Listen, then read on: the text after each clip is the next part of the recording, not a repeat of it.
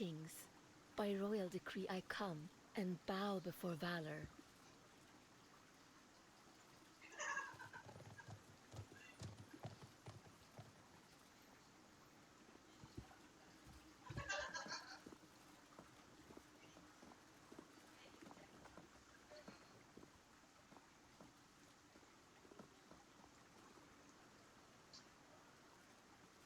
Rather than a dying sickbed, I yearn for a hero's death in battle.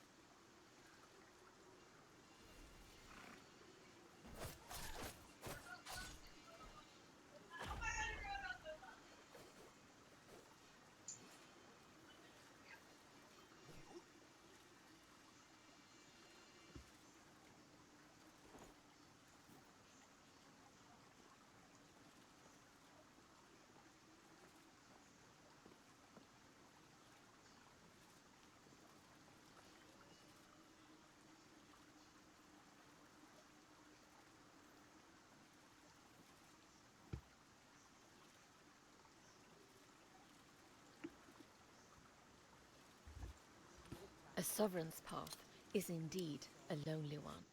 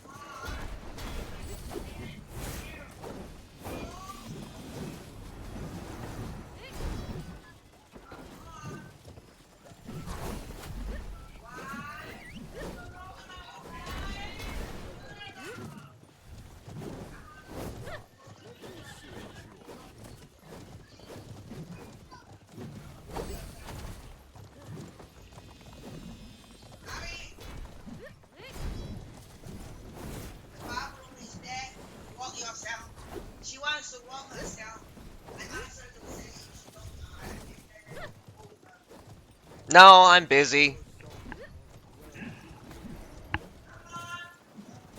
What's your business here? Hello, ladies and gentlemen, Asuka here. This is the third day of the APAC CBL 2025. We'll only have 3 matches tonight. Apparently, Miracle Phoenix Rise. Apparently, Miracle Phoenix Rise has forfeited against Nobility. So that just ended up in a 2-0 for Nobility. Our first match will be the Manu versus who is this? JCA Wenchara?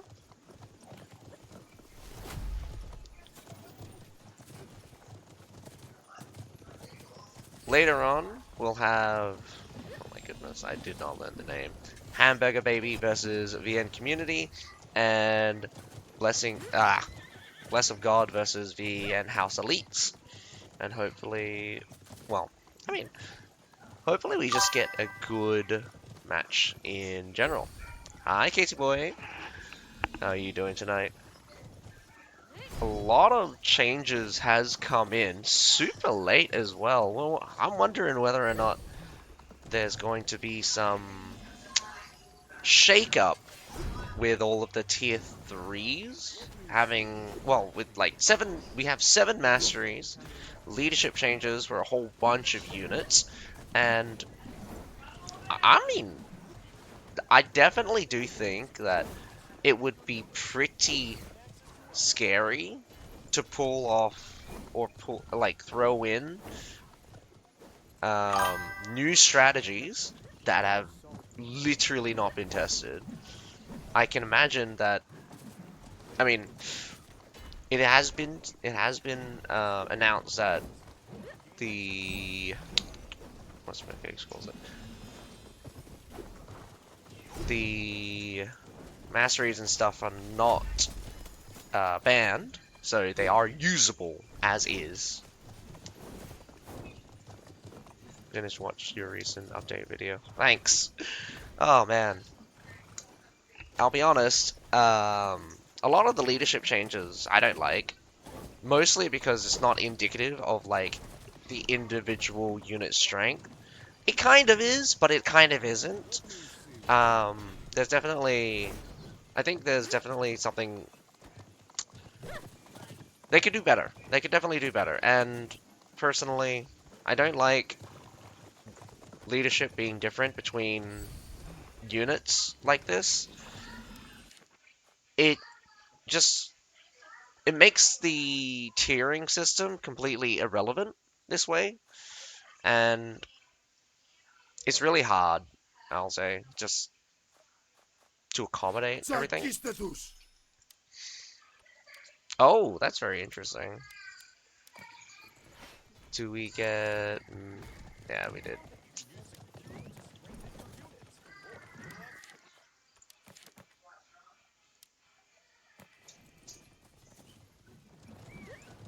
So what did you think? Do you think any of the teams are going to use the new... the new masteries? I can definitely expect at least the monks and the wooing, the whooshing? Throw in whooshing pikemen. Yes, definitely. I I do not doubt that the whooshing pikemen are going to be a menace. I don't know what people are thinking when they look at the Spartan. Also, people are saying it's a nerf. Again, like, I don't think it's a nerf. I think it's just a logistic kind of thing where they're just trying to decrease the server load. Because I can imagine that, like, I explained this in my update video that what they probably did was didn't have the server call the they didn't have the server just like update the entire unit every time one of them got hit. So it's just be like, out of the 28 models, if one got hit, there would be a call to 27 other models. I'm very surprised, actually. I've been hearing that no one's been using the incendiary archers. It is kind of funny. I expected the Incendiaries to make at least a splash, but nothing's happened apparently. Or I haven't seen anything happen so far. Then again, I haven't actually been able to play the new patch.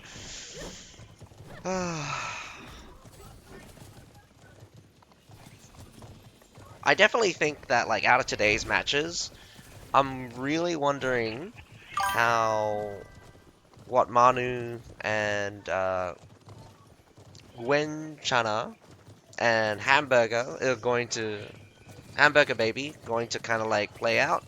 I do expect the Bless of God versus VN House Elites going to be a very standard kind of match because I've seen them both before, so I do have something to expect. Oh, from the PTR? Interesting. What's the first three? I mean, I definitely think that the monks and the Wuxing pikemen are up there. If I would have had to guess, if it was based on my list, it would be the Wuxing pikemen, the cudgel monks, but I don't know what the third one would be because honestly, like I feel like it should have been Incendiary Archers after that one. Yeah. What's the third one? What's the third one, Casey boy?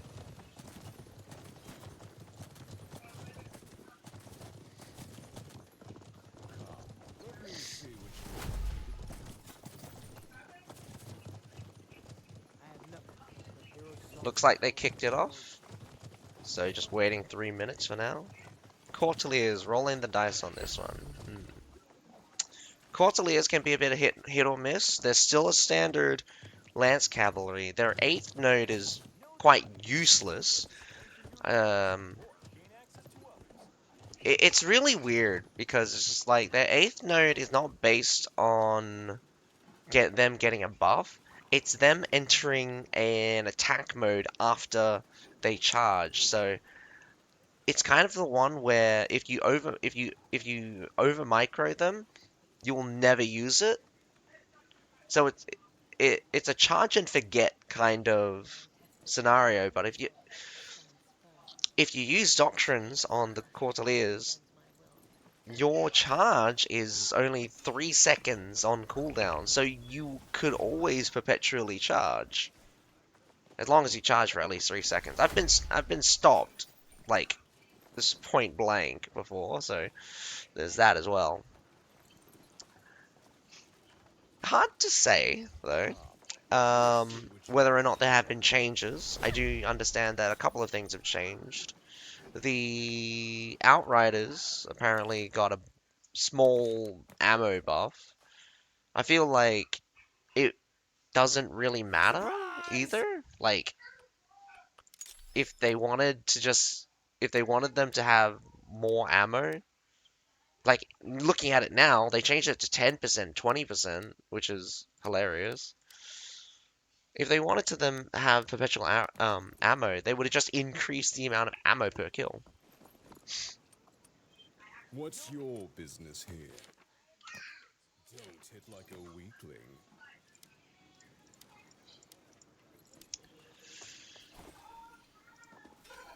Um, I would I would think that some people are interested in the Outriders and the Feathered Crossbowmen. Like, the problem is that those two units were already strong before the Masteries, so the Masteries ended up fairly weak. Let me see what you're capable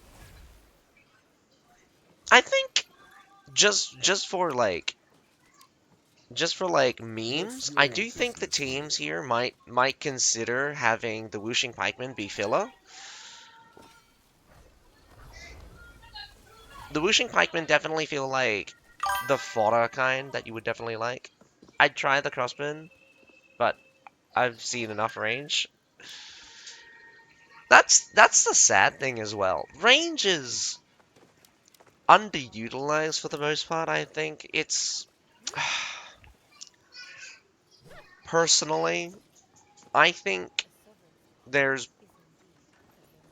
there is problems with range and it gets worse the stronger they are. And I'm really worried that, like, unless there's going to be a change in how range is designed, particularly in how their damage to health ratio works out,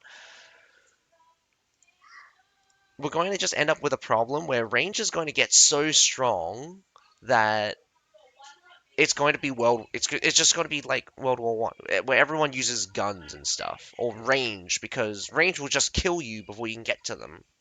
Range is so powerful, and you got to add more limitations to the unit. Alrighty, surprisingly, nothing. So we have Manu versus Gwen Chana, and we don't. I don't see anything. So none of the masteries have come out, even though I'm pretty sure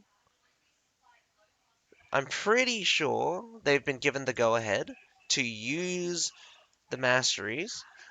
But I'm guessing because it's too new, I guess no one wants to kind of throw in the extra kind of uncertainty. So they've definitely gone with a very expected lineup, if I was to say before this most recent patch.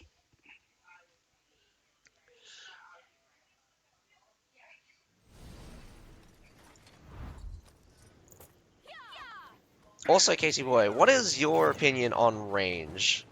I understand that a lot of people hate range in its conception. Oh, I did forget to mention the pick bans, so let's just run through them really quickly. So apparently, Manu picked White Elk Fort while Gwenchana banned Kurak Castle. Starting off fairly spread out, in fact. The surprising thing here on White Elk Fort is compared to normal Siege, I would say, like matchmaking, um, there's not a concentration on this side here where most people would spawn in order to avoid the majority of artillery. But does look like Manu did a very good job taking out those artilleries. Used only one tread by the looks of it. Not sure if I caught if... Not sure if I checked if there was any... Well, we got some shots happening on the Medalla Tories. Nothing terrible. Yeah, just a couple of losses on the Medalla Tories. Nothing significant. All siege towers are now making their way to the walls. Front gate is open. Does look like Gwen Chana wants to keep the doors kind of free. Or... Whoa, what was that? I'm super confused.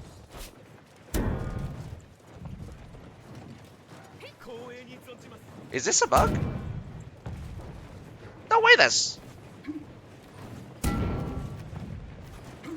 Those things are still... Okay, I've never seen that before. I've never realized that happened.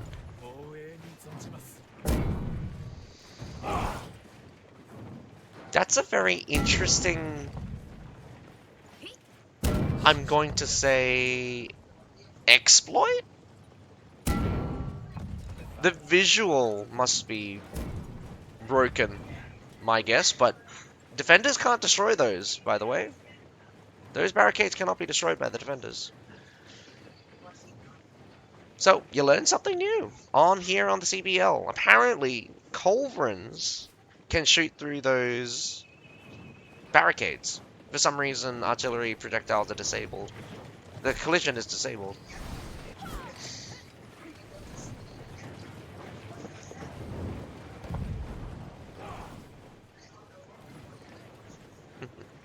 The angle's a bit too shallow here. I've got a cannon here on the wall for Manu. keeping this front section cleared. Highly doubtful that they would have a forward defense in the first place. We got a couple of mortars coming out now. We could expect more artillery. Some counter artilleries from Gwen Chana.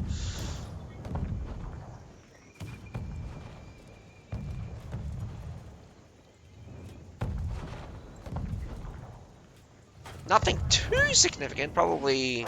Haven't seen any. Whoa! Well, shots onto the Manu infantry here. Ziladar's going to take a little bit of damage. One of them died, actually. We're seeing a big swing as people move around, getting into a better position. And I do think this is the better position. You definitely do got a lot of sight here now. Whoa, Ballista coming out. That's going to be... Someone just dropped dead. What happened there? Who got the kill? Whoa! Ballista downrange.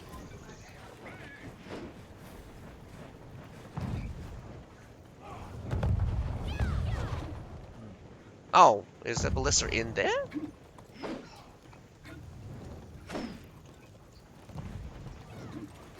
I can't tell. I can't tell.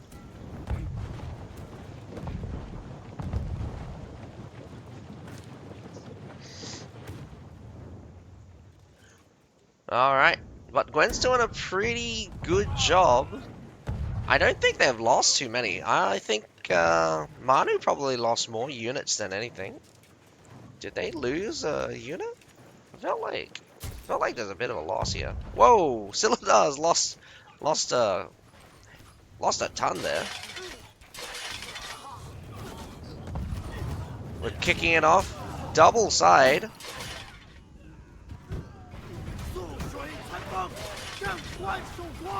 Surprising that Daggerak Lance didn't get very much done. Does look like the push onto the point is going to be cleaned up, but they're a little bit strong here. Unfortunately, the squeeze didn't happen. But following up, Manu keeps pushing forward. They got some range support. Probably better off letting the range support do their thing. Try to slow down the enemy. Imperial Spear Guards at the front just taking damage, but it does look like they get pulled out. Wondering what's happening there. Same with Gwent. Imperial Spear Guards get pulled out. I don't know why. Should be able to easily deal with... Ooh, unfortunate. The Chain Dart did clean up those Horangs. Definitely been a menace in lately. Oh no! The Phalanx is open, so they weren't braced. And definitely probably weren't ready for that mass cavalry. As expected. Defenders do have a really easy way... Whoa! With the supply point being so close, defenders are classic to pull out a cavalry charge. If I would have had to guess, this is a bit desperate from Manu to continue the push with a cavalry charge through the front gate. I'm surprised that Gwent did not close it. Oh, there we go. There's the close. Manu will probably have to pull out those cavalry. Oh no. Come on, Danos.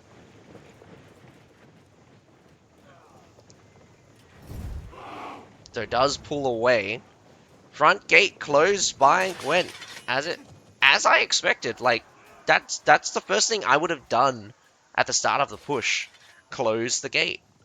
It would have been it would have prevented the Daggerak's Lancers follow-up, but I am super surprised that they're still making a ruckus here in the backline. Danas catches, I would say, half of a Zonji heavy cavalry and most of a winged hussar there. Good pickup in the end. We're seeing losses, heavy losses on both sides, but in the end it does seem to be a little bit equal. G? There we go. A bit aggressive from Gwen. I think they went up the stairs just now. Just having a little look at the lineup. I think, surprisingly, I'm not even sure if Manu is... I think Manu is up like 3 units in this case. Even with just 9 of them, that's gonna be a really annoying. Super long range firing here. Look at that range on the Horongs right there.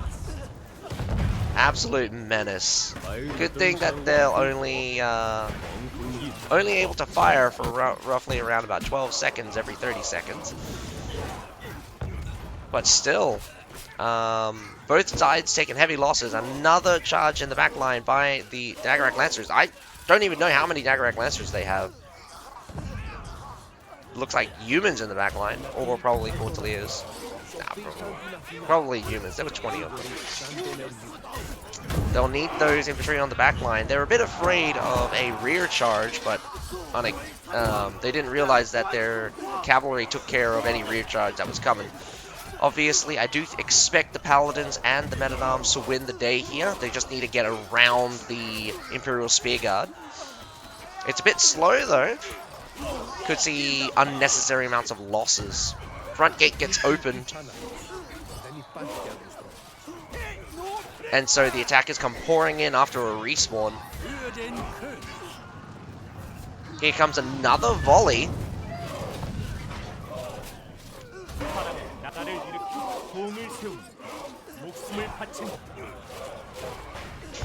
We got the main point being contested really with just Phalanx here.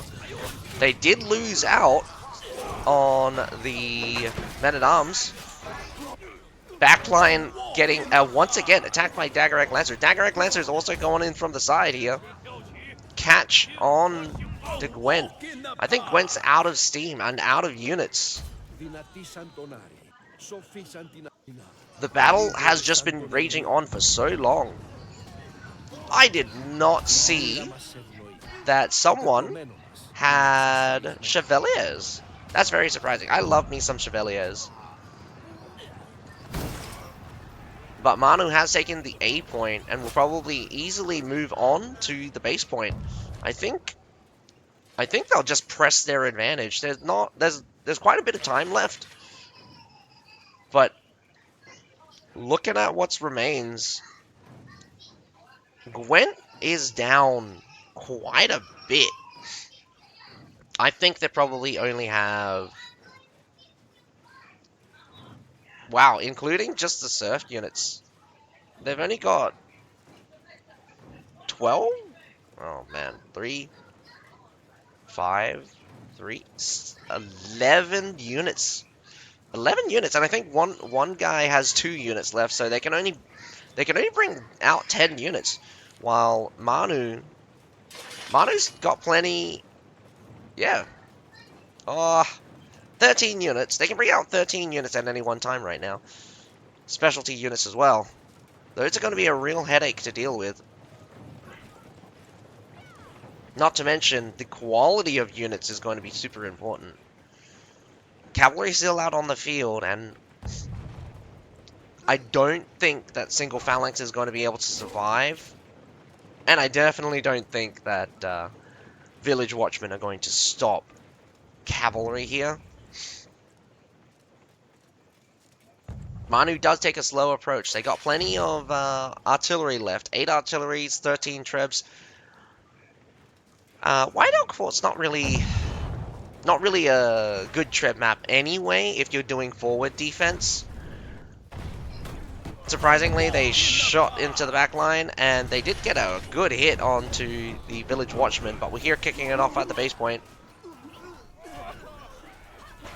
Village watchman, just a distraction here. Honestly, the Men-at-Arms... Whoa, Daggerak Lancer is charging through.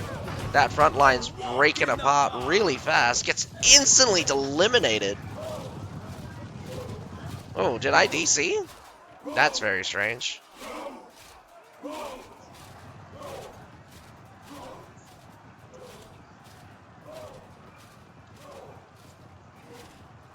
Oh, that would not be good if I just lost internet there. I don't think I lost internet.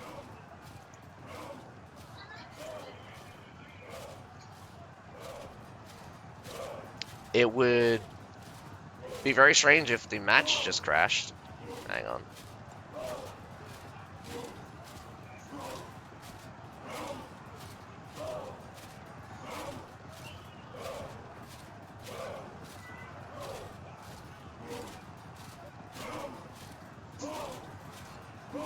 Hmm.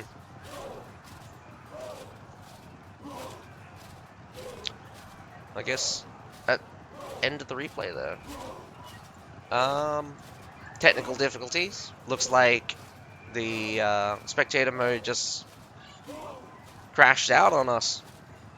And it's not my game, by the way. It's literally just either information flow stopped. Got no update there. Ah, what is happening? Regardless, I have seen unexpected comebacks, but how the battle was looking, very unlikely for Gwen Chana to pull off a victory in that scenario. They just didn't have the troop quality to match Manu. Not to mention that, like, Manu had a big advantage as well. So, I'm gonna have to just say, unless we get some clarification, Manu has won the first match. GG, yeah. So we're just going to exit spectator mode. I don't think, since there was only 3 minutes left, I don't think I can re-enter spectator mode.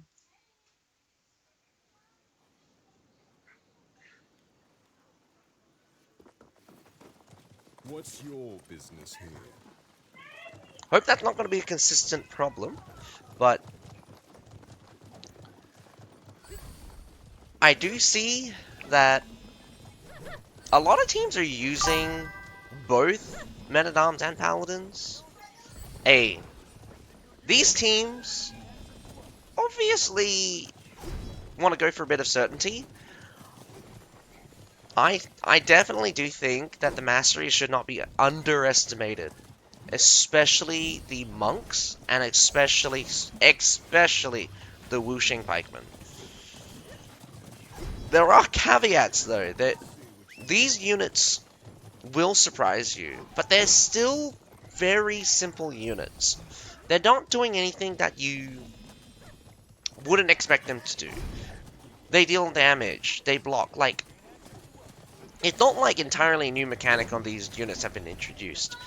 Wuxing pikemen in particular are going to be very susceptible to any range. So ranged units are definitely going to make a mess out of any infantry pile. So you can't just throw in just hordes of Wuxing pikemen. You're just going to be shot to pieces by a single Horong, probably. The DPS out of a single Horong will probably make the Wuxing not worth it. You got to pick your battles, so missed opportunity definitely with not using the new mastery units. I probably expected a little bit of kind of new strategy.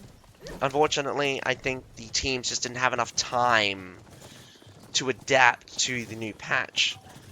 So it would be fairly unexpected if they were to change their lineup this late in the game. But regardless, I would like to see maybe some of the later matches start introducing some of the new masteries.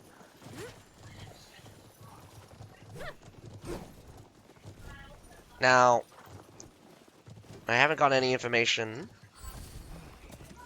Does look like Manu has been confirmed winner.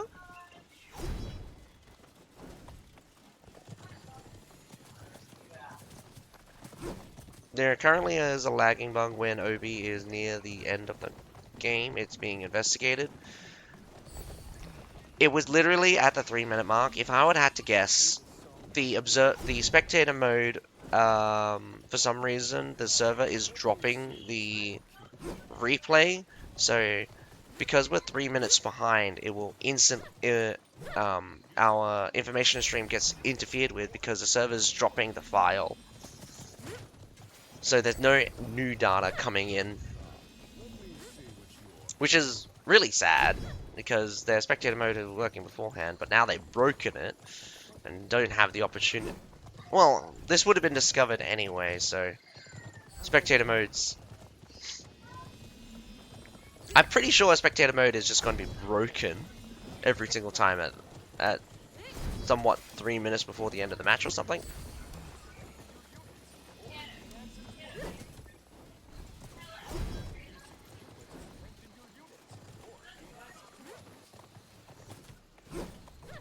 And the second match should start up shortly. We'll see. We'll see if Gwenchana has something to say about this. The incendiary archers, the flame spread, is it similar to what Kev Tools had? Would they hurt or kind of burn animation Spartans? Okay, so yes and no. Incendiary archers flame spreading is different from the Kev Tools. Kev Tools had a entirely new mechanic where they would apply a new kind of debuff, which when stacked to a certain point would ignite the target. The problem with this new debuff, it didn't have a duration, and another problem was that this was circumventing or introducing a weird interaction when they ignited people, because what happened was that when a unit got ignited by this new debuff, it would cause two sets of CC. Your initial Frightened CC, which comes from the Aflame, and a second set of CC after the initial one. So that's a whole different kettle of fish of like issues because of how this new mechanic was introduced. On the other hand, Incendiary Archers work exactly like... Sorry, how the wording works for the Incendiary Archers is that the arrow lands, it does ignite within 1 meter. Now, the thing here is that the ignite is still, how to say, beholden to the fire resistant trait. So units who are fire resistant won't be ignited.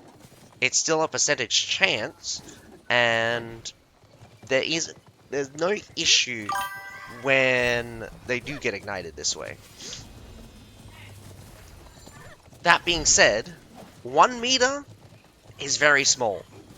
You literally have to be standing next to each other in order for the ignite to kind of hit you. To belabor a point, like the Zychelian militia, I'm pretty sure it tells us the ground fire.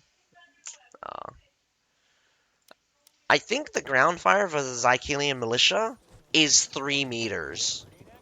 So they have the radius of that is three times, but like I'm pretty sure like the area it covers is like, oh man.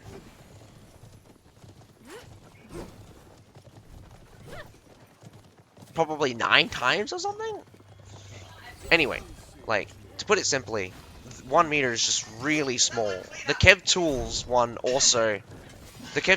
were also really big. So you could like, the arrow could land a little distance away from you, and it feels like you got hit. It feels like you got hit by like a pikeman kind of distance. If I was to just guess. Oop, what happened here?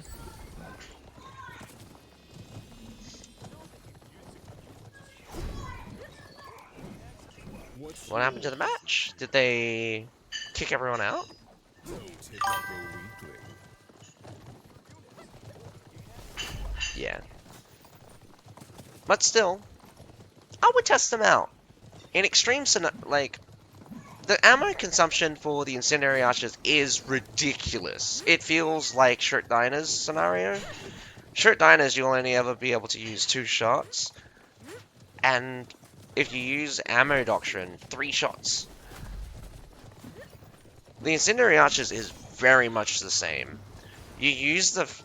Oh my goodness. Like, if you use the fire arrows and the arrow rain, you're gonna run out of ammo so fast that, like, I'm not even sure what you would do.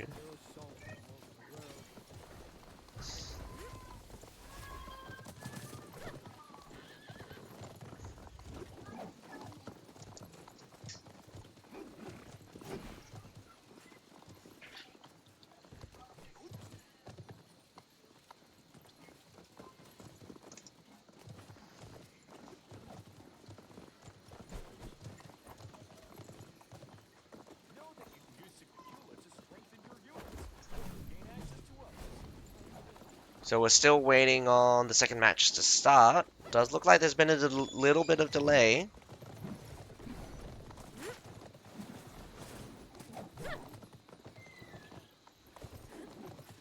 Alright. Let me see what you're capable of. No.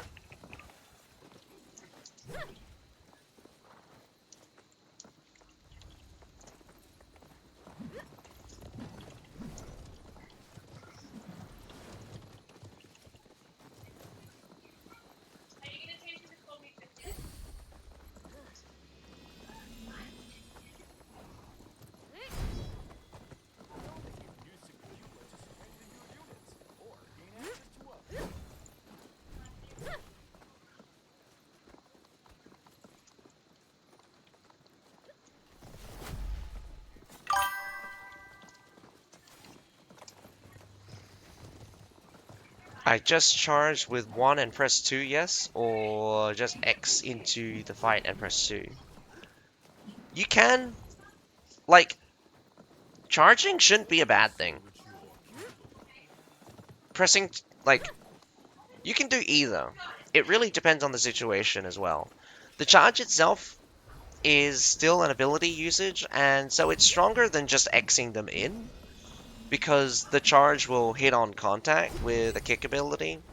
It still blocks as well. They also get another Whirlwind Strike, so do note that after the charge, they'll Whirlwind Strike, and when you press number 2, which is Whirlwind Strike, they'll Whirlwind Strike followed by another Whirlwind Strike.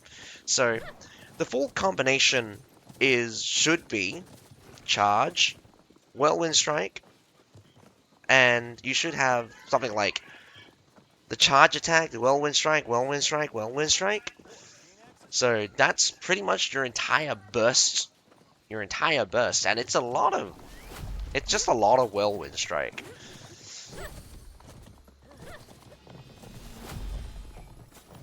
So yeah, I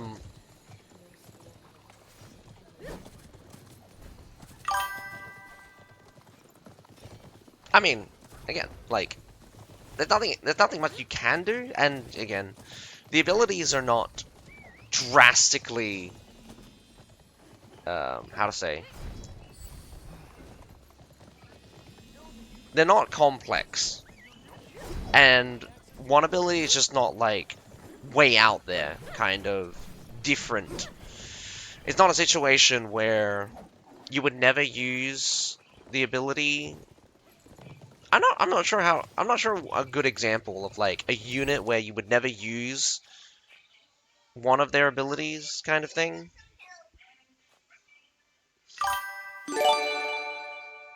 Thanks, Casey boy. Thanks for the sub.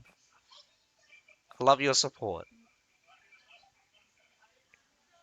Ah, what is a unit? Is a good example that you would never use the other ability just because it's just not worth using.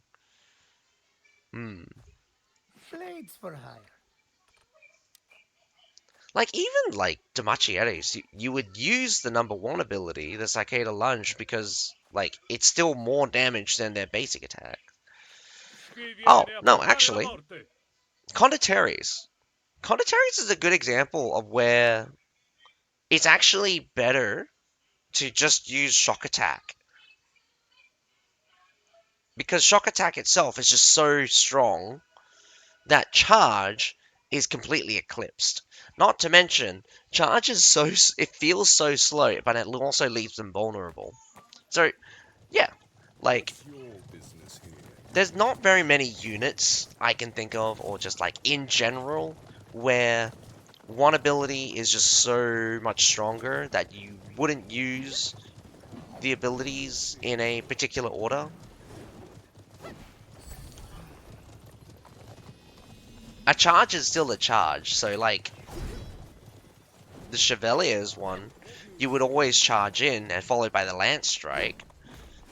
There's very rarely you would ever Lance Strike by themselves, and besides, the charge is stronger than the Lance Strike, so you would never use kind of the Lance Strike by itself. I'm very confused what's happening here. Don't hit like a weakling. For a third time, they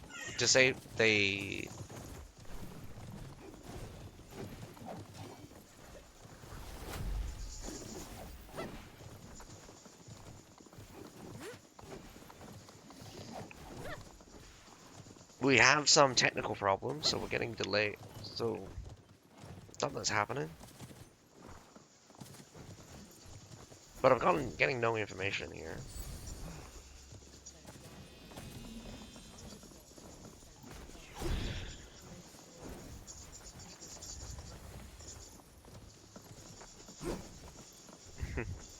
Ugh.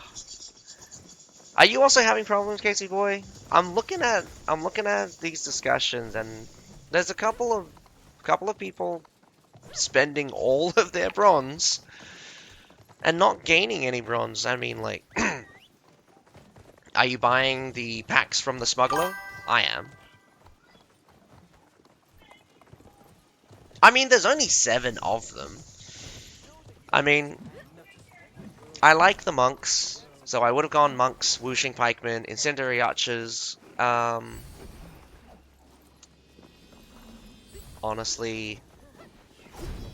those 3 are the only ones I would have gone for just straight away because their mastery is actually do something different. Obviously, the monks one is the head count is the most important. For the whooshing pikemen, it's the 50% minimum. Honestly, I wouldn't have placed like Courtiers. I would have had the Outriders literally at the bottom. We also have the Feather Crossbowmen, like both the Feather Cross, like the Courtiers would have been higher than the Feather Crossbowmen, and there's one other unit. My goodness, let me just double check. I've like reread the patch like multiple times, but I keep forgetting everything that was there. Yep, people are running out of bronze. It happens every time. Like, I feel like it's deliberate sometimes. I swear, like every single time they're deliberately. Oh my god. Okay, okay. Sorry. Let me just back right up. How could I forget? Now, I want to redo my list right now. In terms of terms of interesting things, Demez Aquabusias. Oh my god. Let me just ban this fool first. And gone. I had around 1 million when I had locked in. Yeah, that's gonna happen. I mean, I used to have 30 million, and I'm down to 26 million.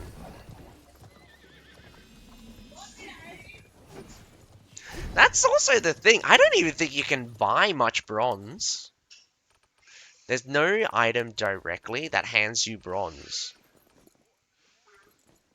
The alternate way is to purchase silver, but you don't even get that much silver.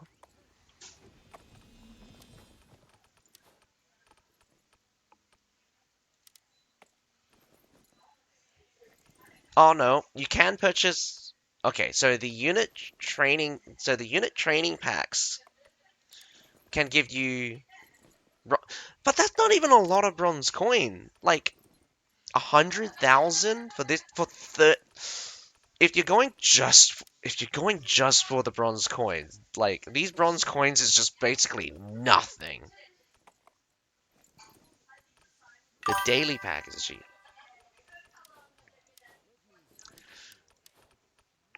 Like in a single battle, I could incur like 10k worth of losses. So I could only do 5 matches, and I'd run out of bronze. I mean, I would have spent 50k bronze in 5 matches, basically. So What's your business they've also taken away expeditions. Normally, because expeditions are really easy and you wouldn't incur too many losses, you could farm those. The only thing I can think is you play training matches. But that's just so weird. The bronze drain, I think I think they need to fix it. I'm not sure if it's still a problem, but personally, the kit loss on normal sieges should be removed. I don't I don't believe in any kind of barrier when it comes to the basic game mode. If players need to jump through hoops to have fun, I feel that's not a game I can recommend or should even be playing. I'm lucky because I'm a long time player. I just told you I had 30 million bronze. I still have 26 million bronze. I am down, but I'm also purchasing the bronze crates literally every day. So after almost 14 days, I've probably lost 2 million just from those things. After 14 days, I probably lost way more than that, but yeah.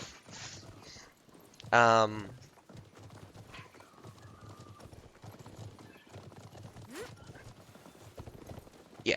CB is definitely a game where it's just like, there's so many working parts that a lot of the systems are holding them back. I feel like CB needs to just give up on a lot of current implementation stuff. A new game would be lovely, honestly. And I doubt it will ever happen.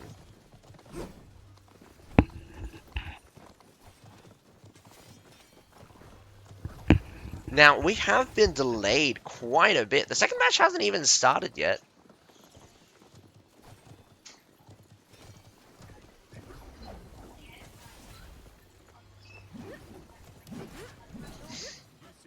Alright.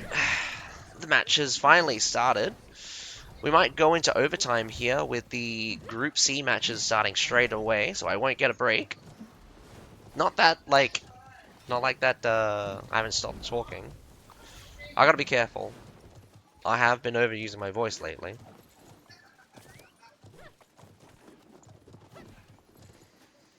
Hmm.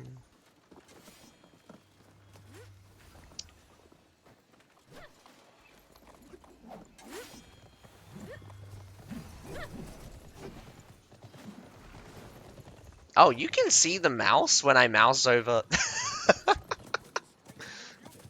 I'm not even on that. I'm not even actually on that. I'm actually like doing stuff on a different tab. But you can see the mouse cursor. That's funny. That's real funny.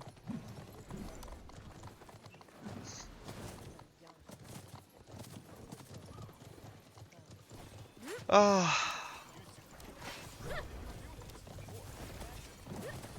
But yeah, I'm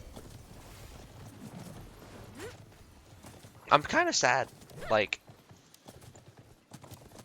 I'm depressed again over CV. Yes! Oh, God. The Demez Arquebusiers, I was just telling you my revamped list. Demez Arquebusiers at the top right now. The reason being is that the 7 shots within 12 seconds, it's faster than both Tertials and Kriegsrat. That means they deal relative in attack speed more or shoot faster than both Kriegsrat and Tertials. Big! I know, right?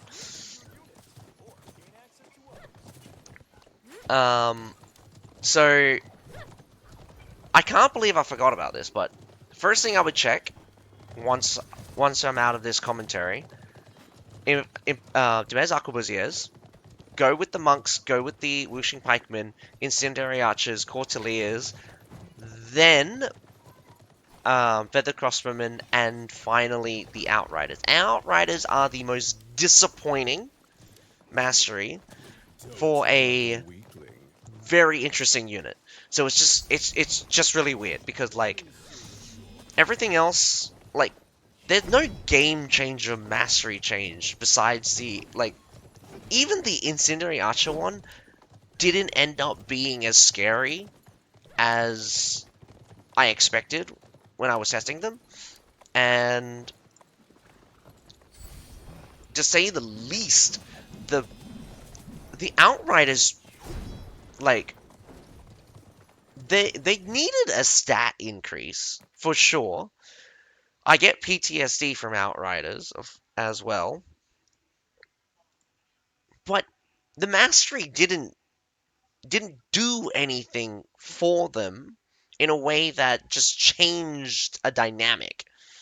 They just dealt a little bit more damage, and they have more ammo. Particularly when they're fighting against cavalry or tower shields, they do a bit better. But, yeah. Interesting. We are seeing some Wu Wei coming out from Manu here. I'm surprised that Wu Wei are seeing some action in the CBL, considering that they don't normally see action in the CBL, but this could be the difference between masteries and stuff. Um, Big numbers of men-at-arms for Manu. A couple of like I think it's split actually. Manu has both paladins and men-at-arms, while Gwen Chana doesn't have that many. Interesting. It's interesting to see kind of like the lineup here. This should be flipped around. Oh wait, no. There we go. Gwen Chana is attacking, so they have 0. Manu has 1. Gwen Chana needs to win their attack if they want to send it to a field battle, and then we'll go massively overtime.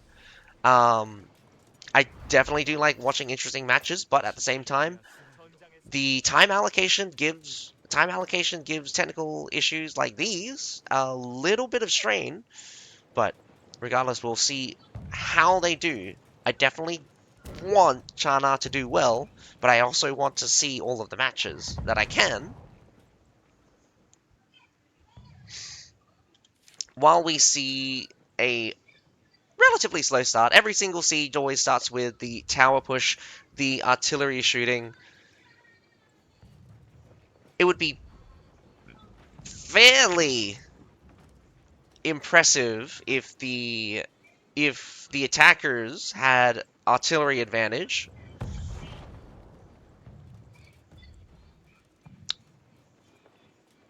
I mean, again, like, it's not impossible. Angolia is a very is a map that's really really difficult to. If you let the defenders get artillery advantage on Angolia, you're going to be in for a hell of a ride. There's plenty of artilleries, and if you're not on those artilleries straight away, my goodness, does look like Manu snipes first kill. Who died? Who died? Timer dying. What have you done? Oh my god, something. Sometimes I don't know. Because I don't spectate all the time. Sometimes the buttons are just like not the not. I'm not used to it.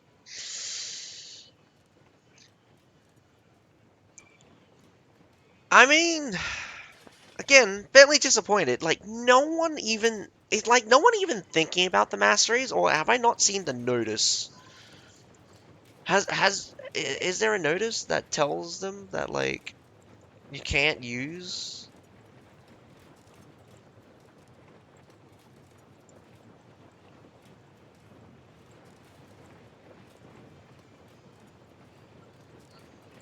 What? Incendiary archers got it prohibited?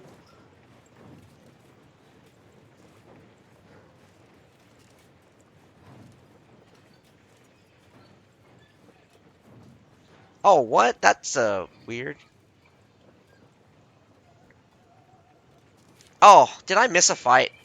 I looked away for like 2 seconds. No.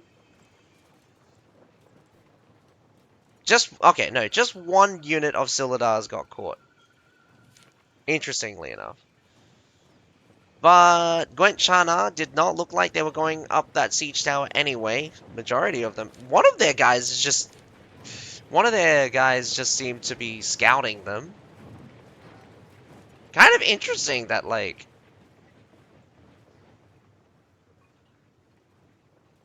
what is those two at the front doing? Battering ram about to hit the front gate, but Manu easily deals with that. Opening the front gate would be fairly important. Have seen this tactic before. We got some Daggerack Lancers coming up behind. Could swing around if there's no one on the back. That might be a bit scary.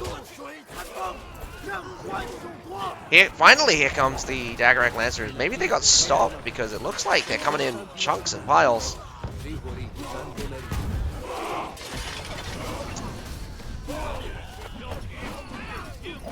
Unfortunately, with the Siphonatioids, that's going to burn up real nicely here. I'm not even sure what's leading in the front there. There was just so many units. Daggerack Lancers come through the front gate. A walk in the park. Interestingly enough, big hectic. We also have a follow-up phalanx. Did they walk that phalanx all the way in? This is really surprising. A sacrificial attack at the supply point. Full massive distraction. Followed up with a respawn of Daggerack Lancers. I'm very surprised where those phalanx came from. Companions just gets thrown in.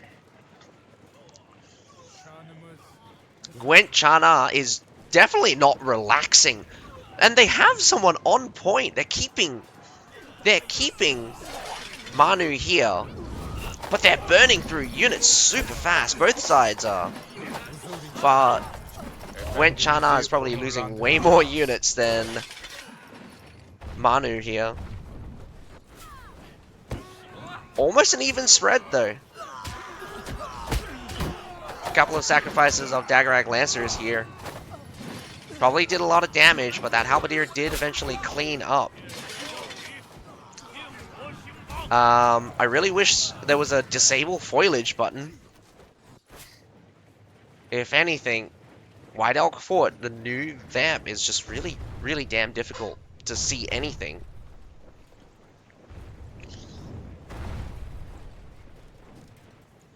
I didn't even notice that there was a setup here. Just watching the front fight as the rest of the team kind of pulls their way through. Ooh, there's a catch. Plenty of good shots for Gwenchana, but they're still down a couple of units. They're being super aggressive here. Oh, might have made a mistake with those men-at-arms there. Let's see if they pull out. Does pull out. Both teams are being hyper aggressive. Manu did not let them gain ground easily, nor did Gwent slow down their attack. Definitely attacking multiple positions at the same time. I definitely do love the strategy here. Men-at-arms do get swiped by the Daggerak Lancers. How many Daggerak Lancers do you have left, sir? 3. Men-at-arms for Daggerak Lancers is an interesting trade-off. Heroes have died quite a bit. I'm gonna double check how many respawns everyone has. Oh, I think Olive is down to his last respawn here. Oh, Dalesy is also down to his last respawn. Timer, Dalesy, and oh, hang on. Olive, yeah, and Timer. Daisy, Olive, Timer. No one from Manu's side, but my goodness. Gwenchana, super aggressive. Now we're into the mortaring phase. This is a probably excellent time to gain massive advantage. And oh my goodness, the shots into that was brutal. How many units you lost? You lost a couple more. There was quite a bit of losses there. The Phalanx is super heavily damaged as well. They need to get those Phalanx off the field and healing. But Manu's not going out without a fight here. Heavy losses for both sides, and it's still mounting. Both sides are taking losses as they just mortar each other. Hi, Varnus. You should thank Casey Boy for that.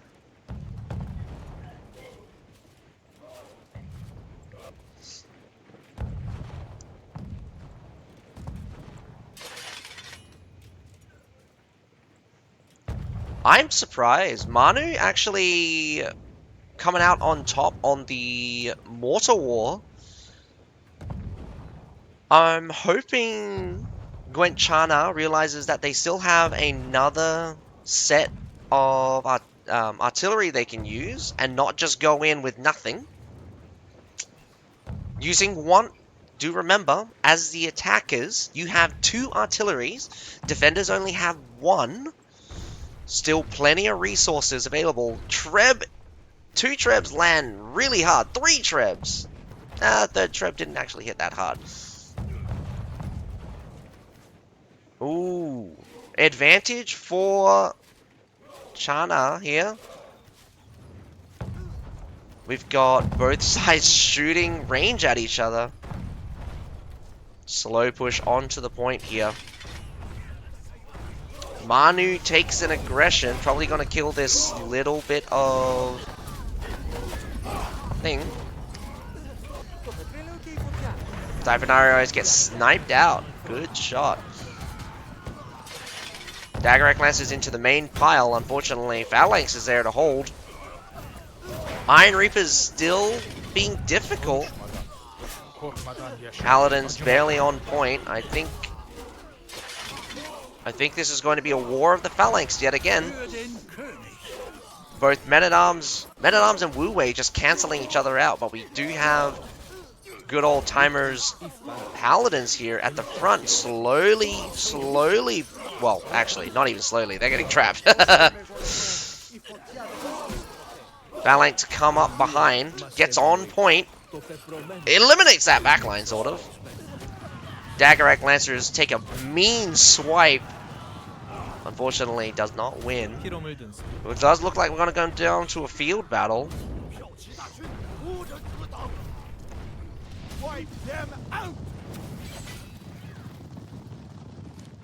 Amazing aggression from Gwenchana there. Impressive display, I would also say. Definitely did seem like Manu wasn't ready for the angles that were coming from, but I definitely do like the splitting. The only thing is that it's very strange how that ended up. You had a couple of guys here at the front waiting for the massive main pile coming in for that supply point, and those guys come in through the front gate, takes the A point. Surprisingly, the push at the back was significant enough where Manu couldn't beat them outright and was distracted entirely. But of course, eventually it was just constant pressure from Gwenchana that just kept them on the back foot. I was expecting some kind of like resurgent and just having them flush out the attackers, but that never happened. On towards the main point as well, after a vicious mortar battle, both sides kind of interesting. Like Gwenchana just kind of goes small on the front side, and had a big contingent on the back side. So it's very surprising that Manu here kind of crushed out the small section and couldn't then outmuscle the big section, which is very surprising. But I do have to say they did lose a little bit coming in, so they probably had less units in total. So it could have been a back and forth where both Manu and Gwenchana were split, and they both won against smaller piles. But I think at the end of the day, Gwenchana was up, and particularly the snipe on the flamer. I mean, there's probably only one flamer left, but still, getting sniped out was probably not an ideal situation. Even one flamer can make a big difference. And I mean by one flamer, I mean like one model. Don't hit like a weakling. So, Group B is down to a field battle. 1-all for Manu and Gwenchana, both winning their attacks on White Owl Court. So the match point is going to be on grassland. Always very interesting to see grassland, and I'm hoping to see what both of these teams can do with a fully open balance map.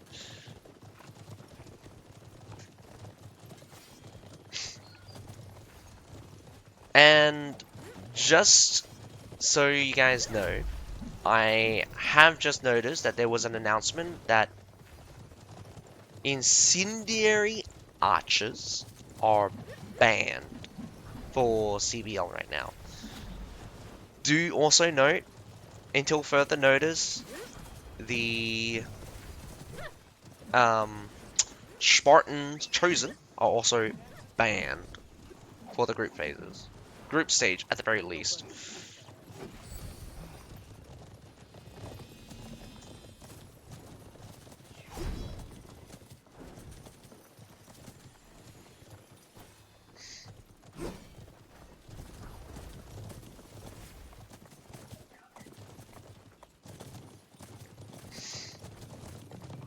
Hopefully you guys are enjoying the show. Just while we're here in the intermission, I'm going to play the 3-minute ad break. I'll be back in 3 minutes.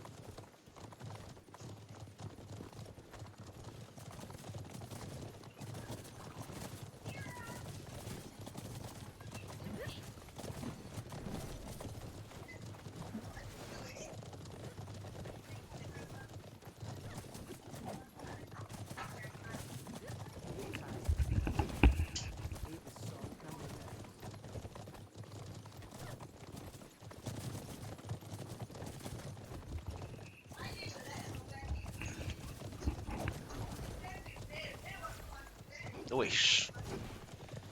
Sorry for that quick intermission. They did just start the battle, so another 3 minutes wait and we'll get to see the field battle. Does look like they're going to delay Group C matches.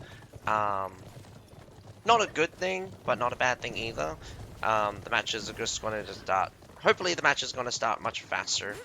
But regardless, interesting.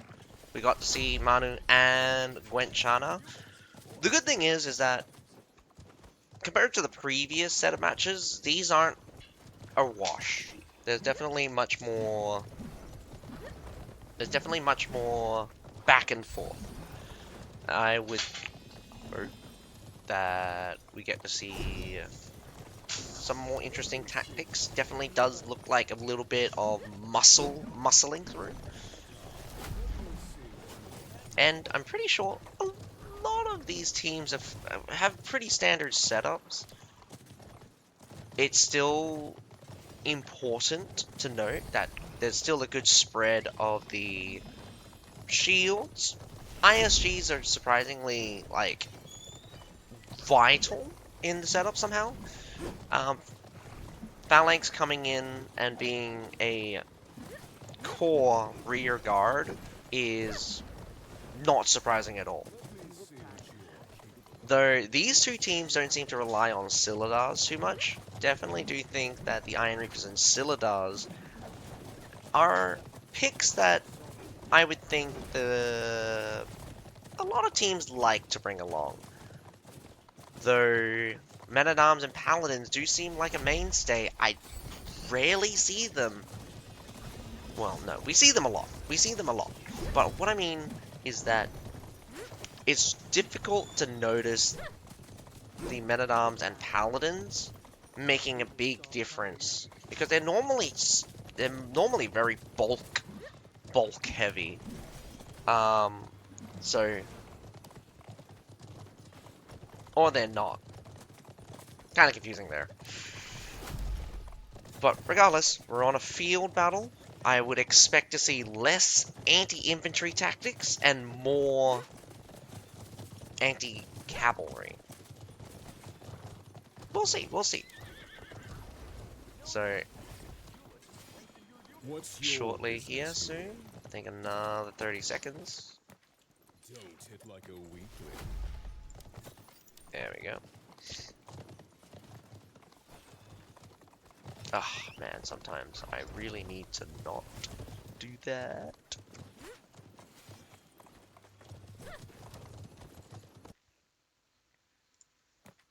And we're here on the field battle. 1-1, Manu versus Manu versus Gwenchana. Gwenchana is on the... I don't know what to call these sides, because for me, on Grassland, I much prefer to be on the A side. Let's call it A side. A side. So, the seaside one, the seaside point, it's easier to see, but it's harder to maneuver because the C point definitely has like this avenue problem where it splits and there's a big obstacle in the way. While the A side, the obstacle is on the far side, so you don't ever have to go around it unless like the A side's more difficult to see because there's a lot of bends around. Just taking a quick look, Gwenchana coming in with a lot more cavalry, but surprisingly, both sides still have a substantial number of, how to say, buckler units. What team? Oh, I have no idea. I don't actually have a team that I'm rooting for here in the CBL. I much prefer just the best team. Whoever's the best team win the CBL. But if I would have had to pick my favorite, it would have been Bless of God. I think it's Bless of God. Otherwise, Dark of Comet. I can't remember. It's either Bless of God or Dark of Comet. It really goes to show you that I remember my CBL teams.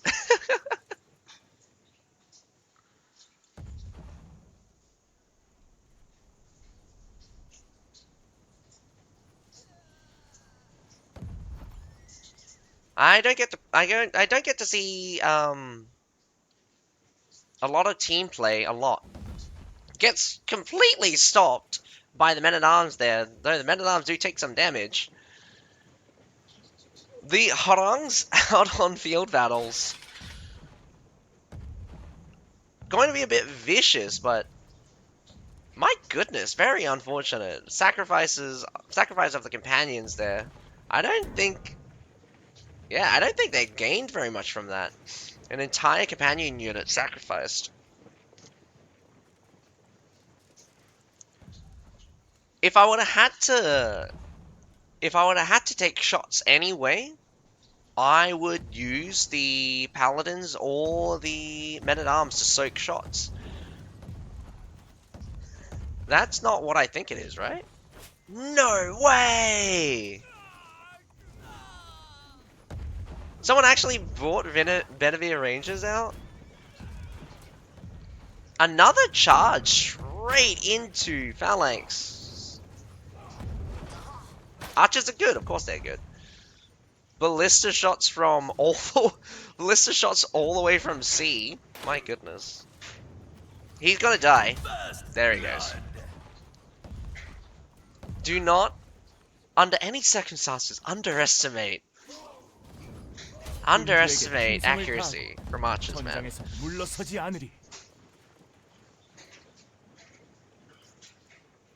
Harangs are strong as, and definitely should never be underestimated. These guys will be a menace on the field. I'm surprised that they brought the Venator Rangers out so early.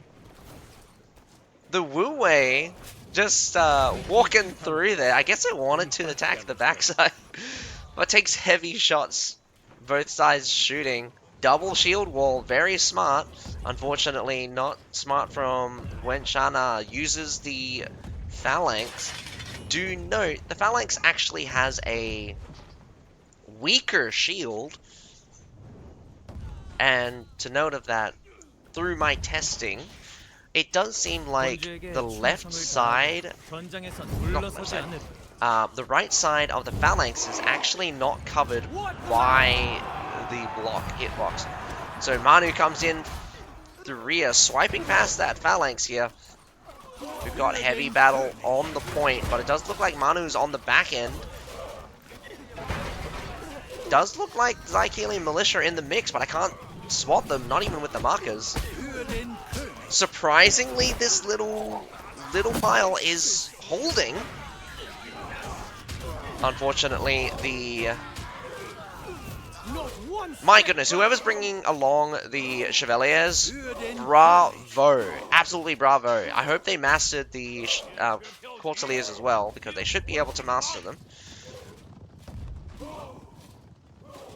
The Orochi Samurais getting in was very surprising. Daggerite Lancers from Manu, not doing too hot, I would say.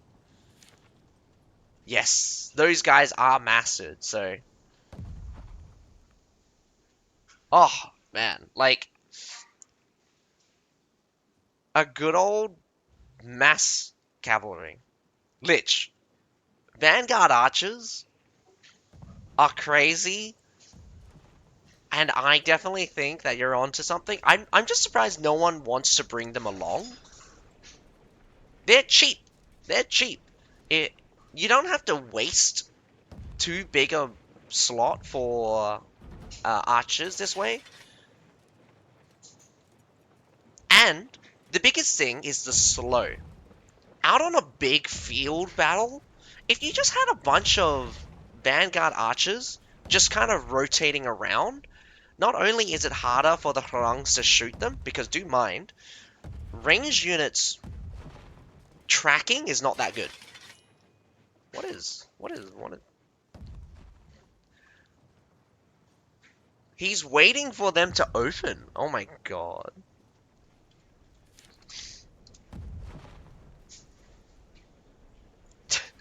Waiting for his team to open so he can snipe the base point, but his team needs to open, and Gwen Chana is not going to let that happen. It's going to be a stalemate decider on the B point here.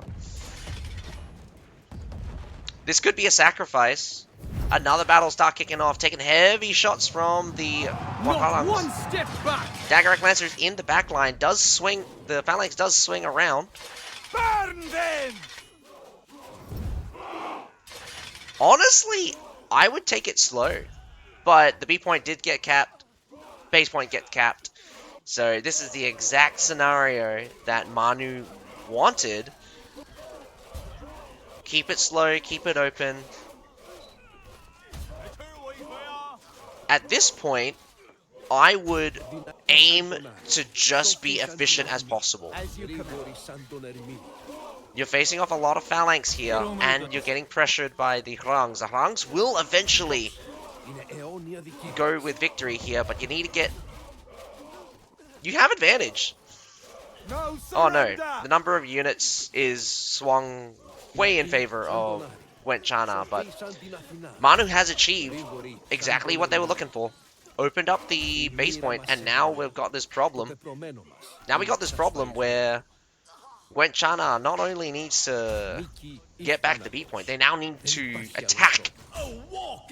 No longer can be passive. Child's play. A walk in the park. Though, Lich, there is a big caveat when using the Vanguard Archers. It's the range. As we've seen with these Harangs, massive, absolutely redonkulous amount of range. I would say 140. Some people swear by 150, 160. 140, give or take, is the max range that the Harangs can shoot. The Vanguard Archers can barely shoot their 80 range, and 100 meters is probably their max. It's a combination of trajectory, projectile speed, accuracy, that can go a long way. So, as good as the Vanguard Archers are in concept, I definitely do think that you have to have your team working with you. Here comes the human. Massive swipe on both the Dagger Lancers and the... Whoa! Mass cavalry charge coming out. Starting off really vicious for Manu here. Manu trampling through. Even the Phalanx needs to get in race here. Just gets ripped apart. We got humans swipe. Oh, those are not humans. Those are the Courtiers, followed by the Chevaliers. Unfortunately, not as many units. Now, counterattack is stupidly strong.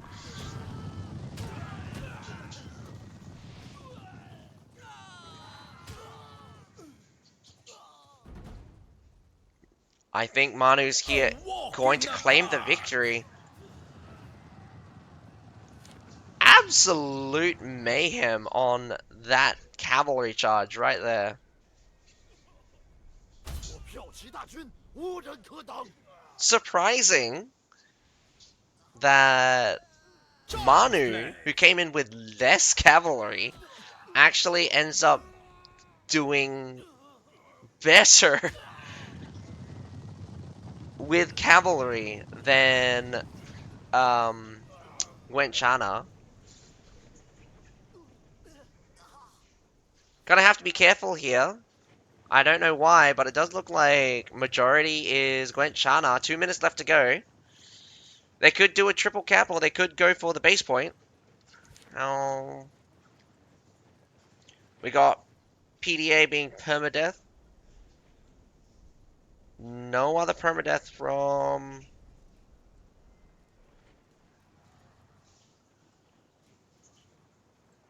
Is he dead? Did he die again? Oh my goodness, what? They need to hold out for 1 minute. Gwent Chana definitely looks like they've got superior numbers, but here comes some men-at-arms to reinforce the line. These two phalanx needs to stay alive. These Daggerak Lancers need to pick their fight. Oh my god! They missed. The Daggerak Lancers missed. Now we're here on the point. Daggerak Lancers coming in early, I would think. What happened? What happened? You had a phalanx and it just completely evaporated. 3 phalanxes for Manu holds the defense. Very, very strange. Maybe there was not as many phalanx as before. But I don't think they'll be able to cap the C point in time. Well done to this glaive. Reset it one more time and you guarantee victory. He does die, but even with the cap on the C point, sorry, I don't think they have enough time to get 20 points. A reset comes from Manu as Daggerak Lancers actually make it to the point. Smashes right through the leftover. I think there was a phalanx in there, but don't think that there was much to see there. Very good fight. I definitely think that was very fun on both sides. I loved the mass cavalry charge. Always, always, always. Manu, well done. Actually, well done. I saw the setup. I definitely think that it was going to happen. Very surprising how Gwent Chana kind of like should have realized that if the B point gets captured, it would have caused a camp open. But the surprising thing here, I don't think the Gwent Chana even went for a sneaky back cap either. Not that I checked if Manu had any on defense. So this is really important with kind of like allocating forces and logistics here on a field battle. But early on, Gwent Chana are sacrificing the, I would say a fairly good unit. The companions. I mean, like, companions should be one of the best cavalries.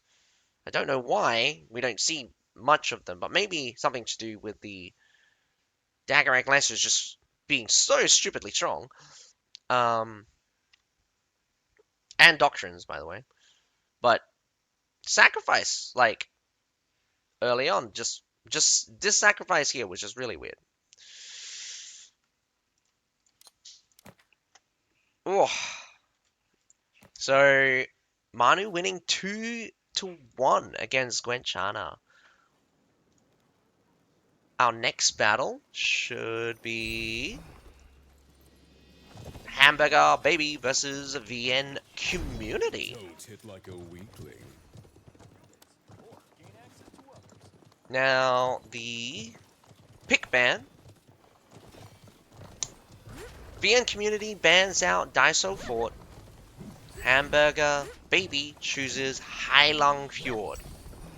Heilong Fjord's a shorter map, not one of the longer ones, and I definitely do think that teams have to be a little bit more aggressive considering the short amount of time they have for setup.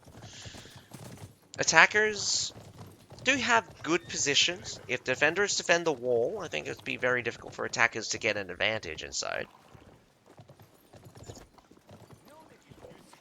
Now, if you're coming in here, Lich, what is your favorite mastery? Because one of the interesting things about CBL is that CBL is played up to date, meaning that any patches that go live also hits the CBL. So the CBL is not version locked. Though there is a hold on any new unit or mastery that is introduced during the CBL. Right now, it is clarified that the masteries are a go, meaning that they're not banned, and, oh, well, sorry, with the exception of incendiary archers. So the mastery is not banned, and obviously the leadership changes are also important, with kind of like a little bit on the logistical side. But what is your unit or mastery that you're looking forward to or have interest in? Because I talked about it at length with Casey Boy about what units are fun and what we see. I think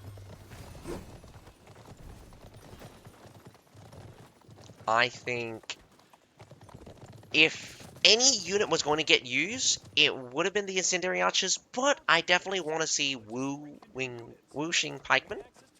Those guys, against heavily armored stuff as well, against stuff that has high damage resistance, the Wooshing Pikemen should be terrifying.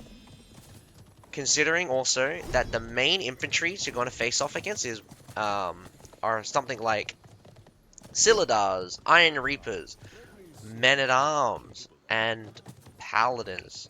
Paladins can get a ridiculous 86% damage resistance. Or if I was to if I was to add it all together. We're not entirely sure if it's additive or multiplicative. Oh, Lion's Roar. I've seen some Lion's Roar hit the field. There's only been one good usage of Lion's Roar. We mostly see the Harangs. But Lich, do you know about the 7 unit masteries that hit that was in the update today? Because we got a big update, a balance update. Nah, you don't. Well, that's I'm not sure how to say. Like, if you don't know, you don't know. Maybe you haven't checked it out. No, but if you're not interested in those units, that's also another thing. I just think that any balance changes, I hope something interesting comes out of it, because it's just so much more interesting how teams adapt to new information. And I definitely want teams to try out different strategies and show us different things. Unfortunately, it seems a bit samey. Kind of a little bit samey. A lot of teams do the same thing, and just got home from work. Bagpipers. Oh, that's a... Oh, man. At the very end, maybe, like, kind of as a filler unit, Bagpipers just... I'm not sure if it's like a troll or anything, but I've seen a couple times where, like, someone brings Bagpipers and it's just, like, low-tier unit fight, and it's just like, did the Bagpipers actually do something? Or were they just beaming? Yeah, it's so funny. It's so funny. What's your business here?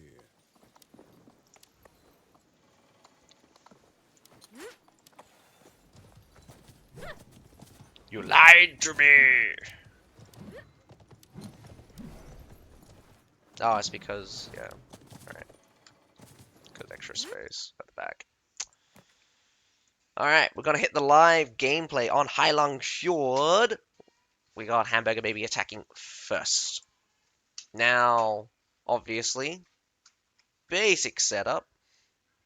Dagger Rank Lancers, Companion Cavalry, Paladins more than Men-at-Arms this time around. Phalanx, a couple of Harangs. We do see a Lion's Roar Cannon Lich, so let's see if they do well with that one. Maybe a UI bug. Does look like, for some reason, Hamburger Baby looks like they have like 50 people. I know I'm exaggerating, but for some reason they just have so many markers. Must be a, like, UI thing.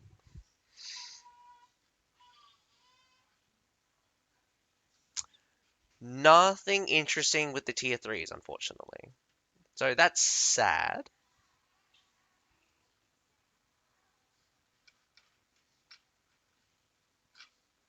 Oh! Um, the Orochi Samurais got a buff. It was a while back. I think 10% extra damage on their double strike. But the biggest thing is their disarming sweep. Their disarming sweep now has block and deals more block break. They deal like 200 more block break. It's not that they're beating stuff. It's just that they're stronger now. Like just they're stronger. They're also shield breakers. And that's one of the biggest weaknesses when you were using the Orochis.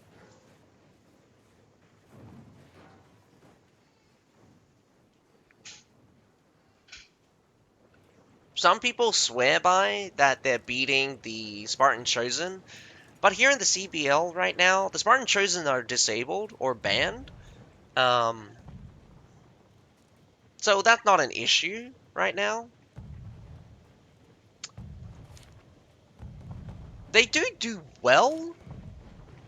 I just think that they're a little bit overrated. They're a tier 5. Their cost is a bit much.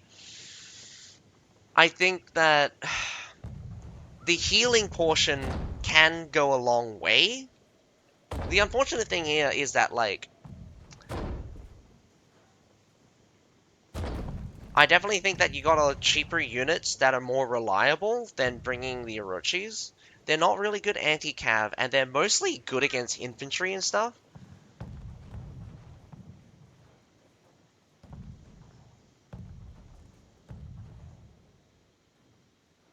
But you won't see very many of them. You'll see, like, 1 or 2 of them. The Silidars here are out on the field for the defenders.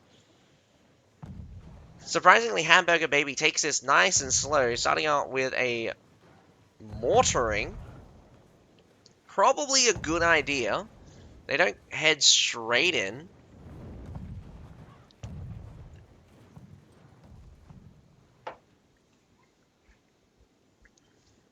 Bit of a waste for this Culverin. Just for that shield, just for that break in the wall. I do think this B side might make a move first. Oh, no. Both sides making a move. Unfortunately, I don't have 2 cameras, so I'm going to go wide.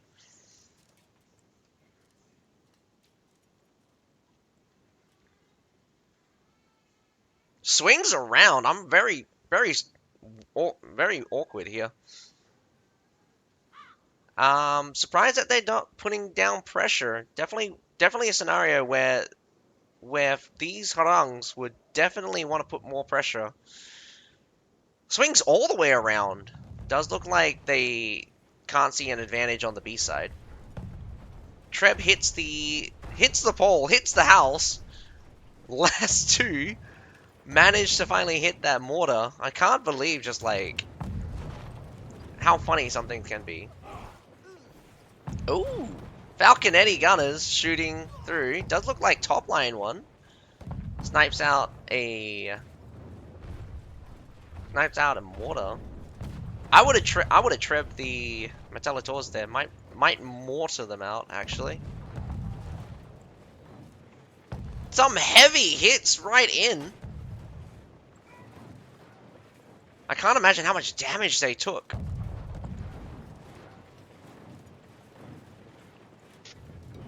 Alright, good thing that they converged, and now we're in for a big fight. Wow, super vicious harangs right onto vital targets. That Lion's Roar couldn't do anything. We got flamers from both sides, kicking off the main battle here. Daggerak Lancer is swinging right at the main Paladin pile, but they muscled through it, probably taking a lot of damage. Silidar cleaned up that side. Just a contingent of phalanx remaining, but the Paladins are slowly creeping forward. Zilladar's come in really hard for a flank. A strong push by Hamburger Baby. VNC does crumble under the weight, but a good usage of the harangs hitting that Lion's Roar early. Unfortunately, the main infantry line couldn't cut it. We'll see what happens at the second defense line. C point will probably be given up for free, and I do expect a base hold. Are they thinking that they can take out the Phalanx? Phalanx can be a bit deadly. Might sacrifice a Paladin for this. Oh, no, both retreat. Might looking to save as many as possible. Does look like they survive. No losses for VNC. That Phalanx took a bit of a loss. But regardless, massively in the lead.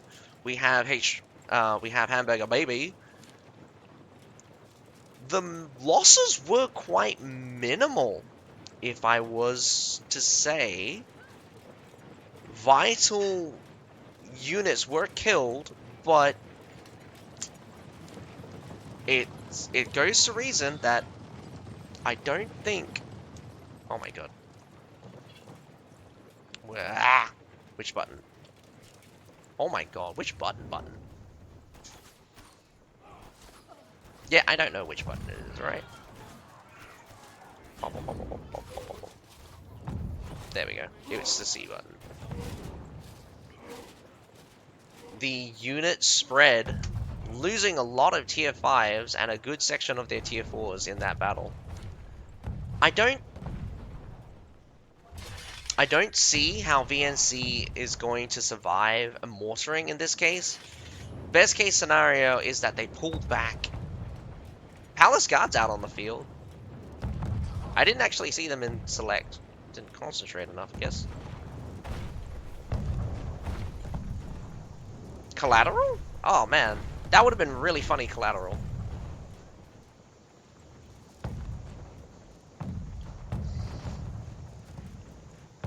Now the problem here is that VNC probably knows that there's only a couple of mortars, so they're moving around a lot, trying to avoid the shots here. A couple of these. Yes, please.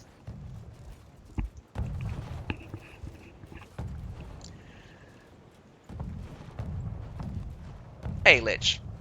As much as we think that H-Baby has like an insurmountable advantage right now, who knows? Right now, it's not looking good for VNC. No, Falconetti Gunners weren't buffed.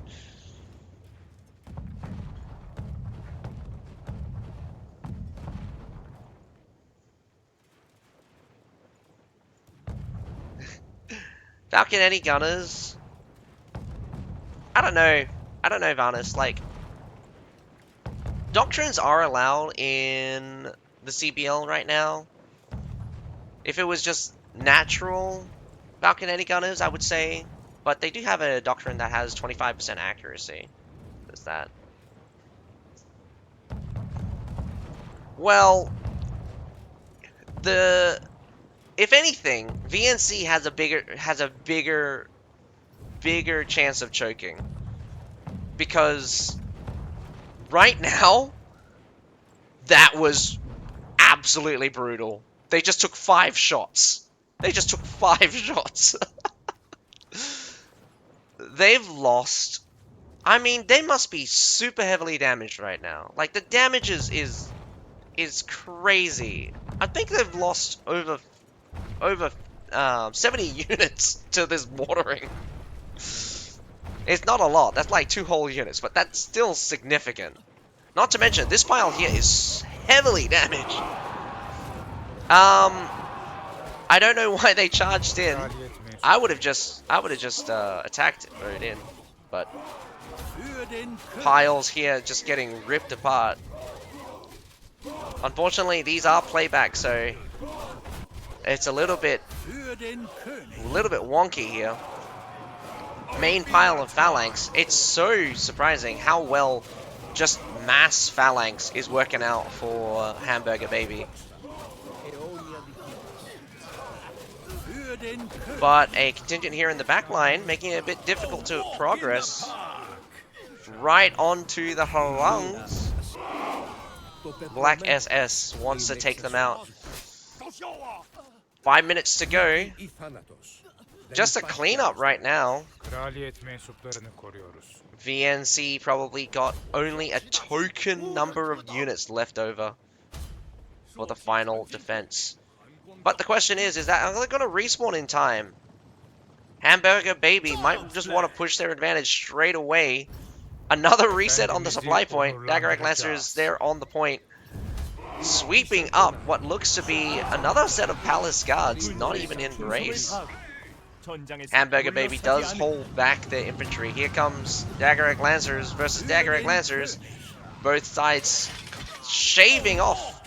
Whoa, straight down. Unfortunately, no one to hit. Gonna come back on the backside. Maybe a good backswing? Doesn't look like it. Oh, get some companions. Companions are 27 strong. Coming in for the rear charge. Might get swiped here. Does get a little bit swiped. Human get halfway through that phalanx. If anything, your paladins are your biggest threat here for the phalanxes, but the sheer mass and the heroes just beating them back. Phalanx wins the day. Mass Phalanx strong as. Unfortunately, BNC just has short swords, but once those... I mean, the units are closing in. Down goes the last hero on that point. Another Phalanx from BNC, but I don't think it's going to be able to get down. I think a surrender button would be nice, just to kind of like avoid situations like these, where you get completely shut out. But for the most parts, I think an early surrender should never happen. And what I mean by that is people have units left, but they refuse to fight.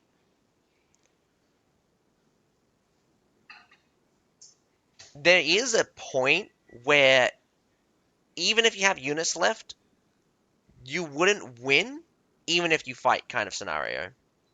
So I can understand that, like, there's just going to be a lot of times what I imagine is that the abuse of the surrender button is that you fight once and you lose massively and instantly surrender.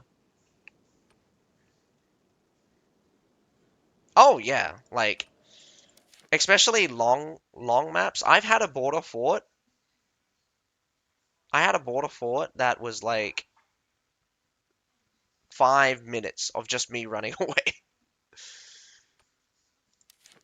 The worst one I can think of is Harbor City, and we had 11 minutes running away. We couldn't take the wall. We were given the wall, but they kicked us off of it. We took the wall, but they kicked us off of it. We couldn't even get through the front gate. They just kept killing us.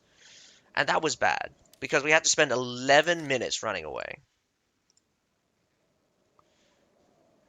Oh, even if I recommended it, it wouldn't matter. It wouldn't matter. Like, there's a limit to, like, what content creators or just, like, anyone...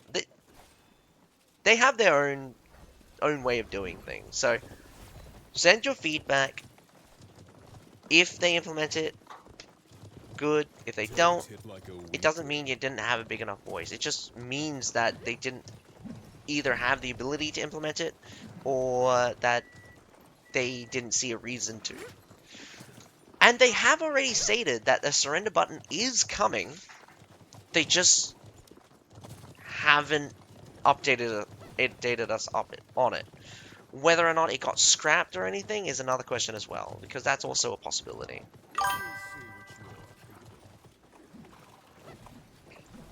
Good news, yeah. Problem is that good news is, oh, this is a future feature coming. We don't know when, but it's coming. Let me see what you're capable of. Let me see Out what of a lot of what CB could be saying, a lot of it is always going to seem good. The problem is whether or not they do it and when. Because at this point, for me, it's a little too late. CB will never CB, this game, this CB will never see a resurgence of players. The only players playing this game still are people who has played or experienced CB. So old veterans. New players are a dime a dozen. Like, they are... I think I used the wrong saying there. They are a rarity. A rarity. And... Thanks, Dad. And it goes without reason that we're not going to see new players come in to start filling up the game with, like, more players and become veterans. We're losing veterans as we are gaining new players, but the number of people is not we're losing more people than we are gaining in some cases, and they've stated before that they're gaining new players more than they're losing. How much I want to believe that is, again, that's what they've said, is that they see a growth. I don't see that growth. I feel like there is very little or no growth. If anything, I've seen a decrease. But we're here for the CBL. We hope that it's enjoyable for those watching, those that want to watch the CBL, and I hope my commentary is good for you. I'll be back in 2 seconds. Apparently food is ready.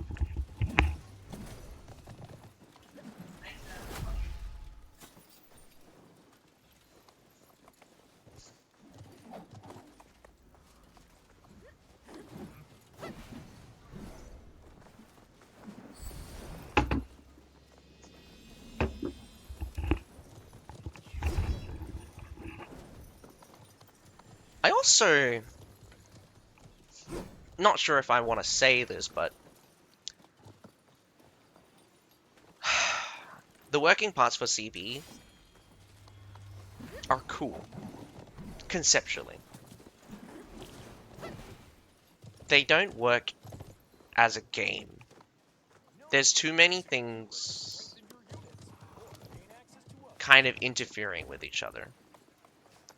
First of all, RPG elements are cool, underutilized, and not work, and interfering with a lot of issues, balance particularly. They don't utilize the rarity or like equipment enough. I think it would be a big of a headache if you were to do something like the equipment stuff. Like, the example I want to say is, imagine actual variety in armor. You have your common, well, technically it's green, so it's uncommon. You have your rare, epic schematics as well. Imagine if you had multiple sets with their own bonuses and stuff. That would be a headache. Absolute headache stuff. And it's those RPG elements that are just like, they're there, but not really being utilized. It's only to a limited extent. Like, the illusion of choice. It's kind of that scenario. Alright, we got the second battle between Hamburger Baby and V. In C, otherwise the VN community, I believe it's the split off from VN House a long time ago, but it's been its own entity for like 2 years now. So VN community, obviously VN standing for the Vietnamese community, and community is community. So I don't actually remember any of these names. I have played against and with Uwu on, or someone with Uwu in its name. Might not be the same person.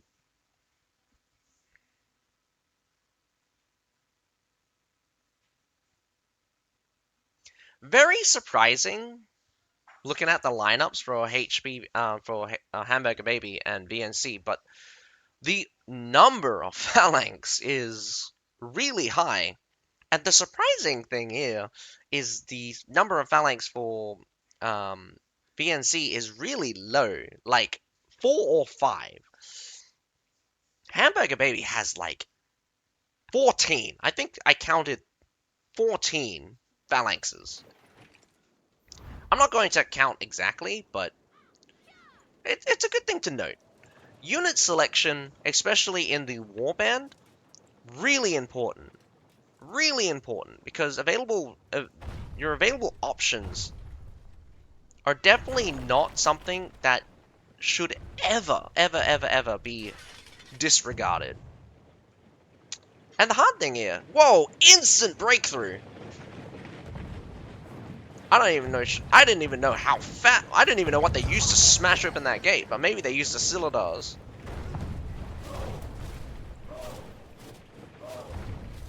VNC's aggression. I have seen it before, and I definitely do love an aggression, but no rear guard right now.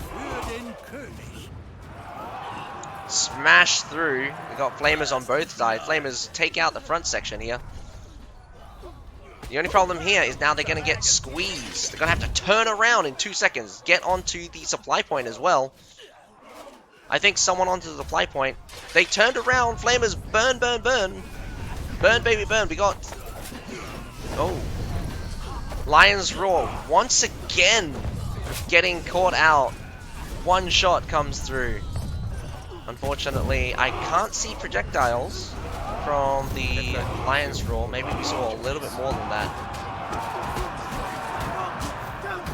Unfortunately, they did get swept.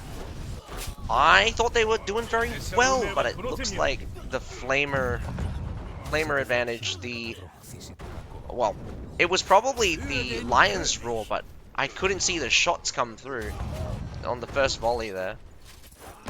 Unfortunately, takes 2 trebs to the face there.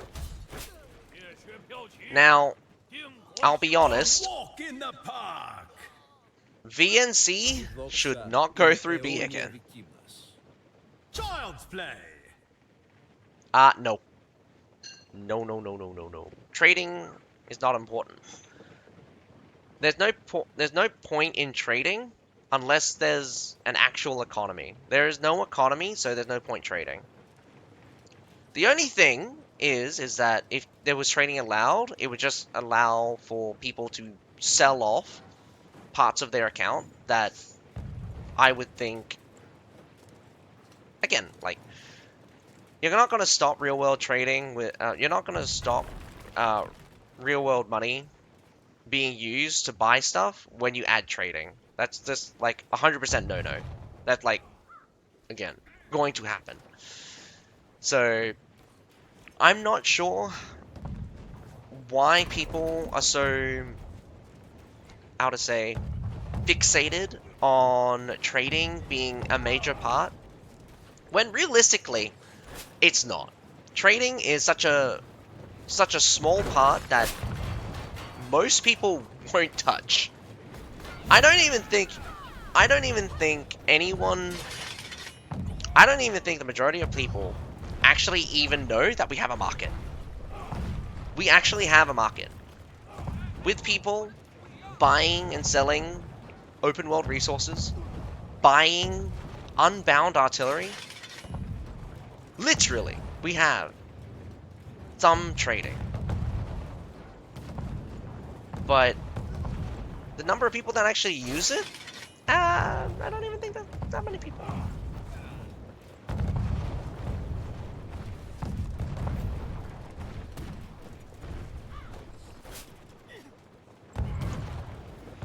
Hey, the grind is always just a thing. We have just a massive ass mortar battle right now. Hamburger Baby doing really well by the looks of it. And again, I don't understand.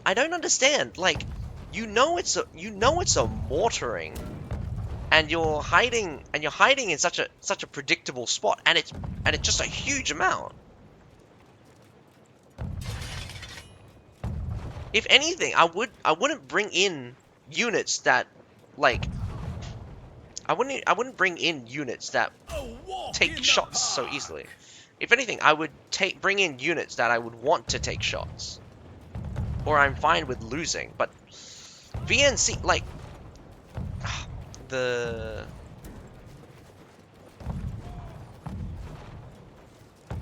both VNC and Hamburger Baby did the same thing.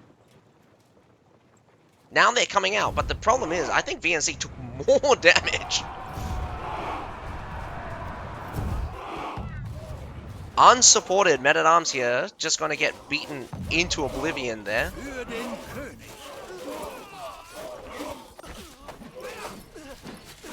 We do still have Lion's Roar Cannon. A few shots should come through. Wow. Holding strong, 2 Paladins. Unfortunately, VNC only wins on one side, loses the main battle, loses this section here. I don't even think they're gonna win. Gets swept out. Korkmadan yaşa, acımadan. Brutal and efficient. Hamburger Baby doing, I don't know what you're doing, but them phalanx is deadly, bro. They are the front line, they are the mid line, and they are the rear line. Phalanx upon phalanx. A couple of paladins to shore up the front, but the tactics and the definite control of space, well done to Hamburger. This is kind of like, this is a micro level skill difference, which is shining through for Hamburger.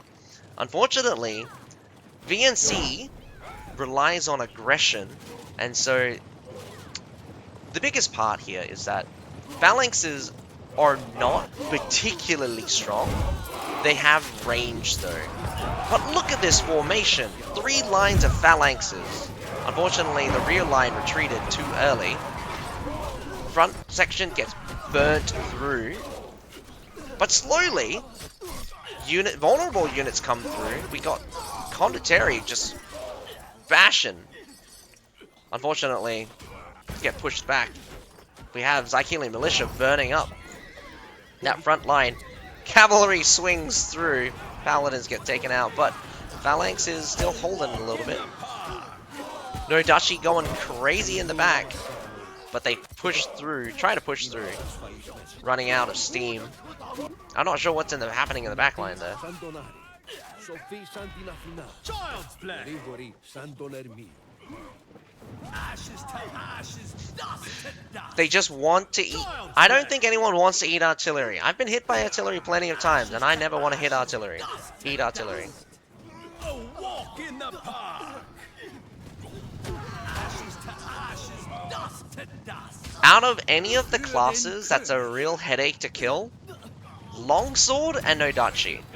My most hated classes to fight because of just how annoying it is to finish them off.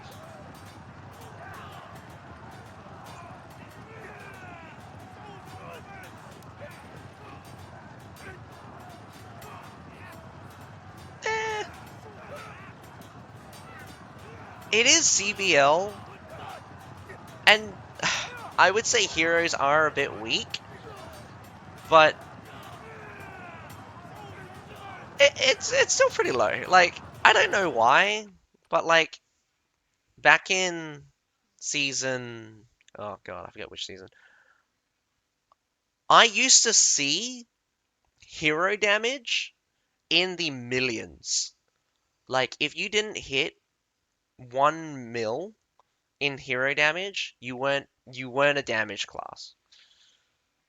And I think some of the best players that like I was like just as I was checking out, like I think the highest damage I saw was 2.3.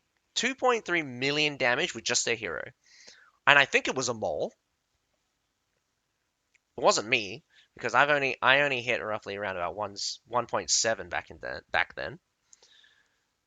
But it's kind of sad. Honestly, honestly, it's kind of sad that the amount of damage coming out is kind of low. Kind of low. I know this is CBL, so there's a lot less. I just play this game because of Kingdom anime lol. I totally get that fever sometimes. I wish CB remained a medieval battle simulator.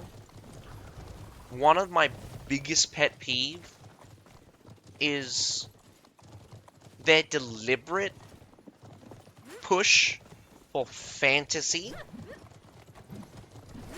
and the dilution of the historical element. Biggest issue I have is always lore and the background kind of information that goes into creating the units we see. There's definitely a lot of inspiration from history, from cultures and stuff. But when you start throwing in fantasy, it makes it becomes flimsy. I'm not sure how to describe it. I'm pretty sure anyone who's a writer or does a lot of fiction can probably explain better, but the CB does really well when they use and replicate very iconic and very kind of like fleshed out cultures that have their own distinct kind of personality. This is why units like the Phalanx, the Varangian Guards, the Spartan Chosen are very cool and very well-rounded kind of like units because they're very iconic. People know about them. People want to know more about them. But then you got units like the Wu Wei. You got units like the Tiger Fist. You could believe the Shenji.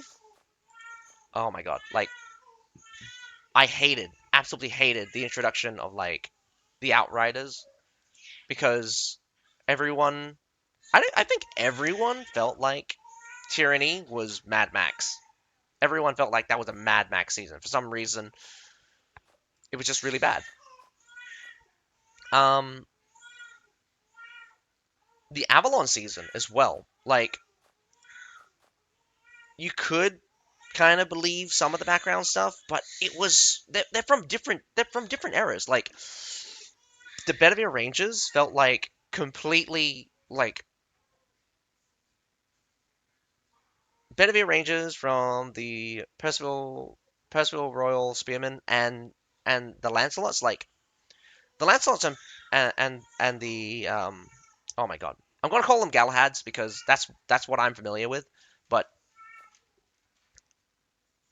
those two units feel like they're like way ahead. Like, not to mention the armors and weapons just Your business here.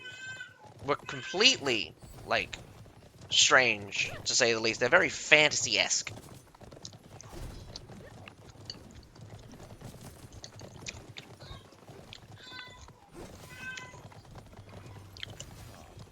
They look cool nonetheless.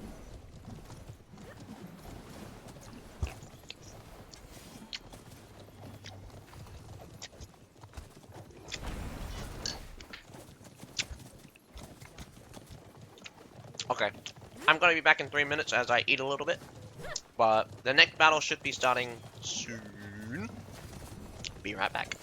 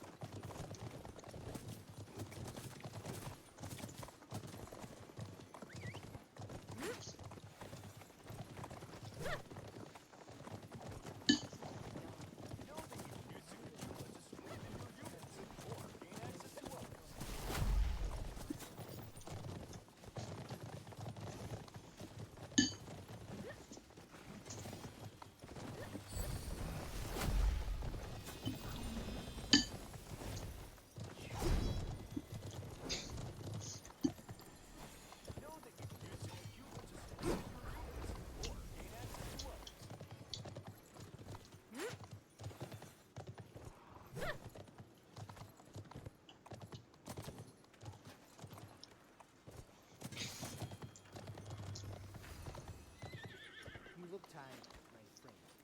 Maybe song coming next. Come, let me see what you're capable of.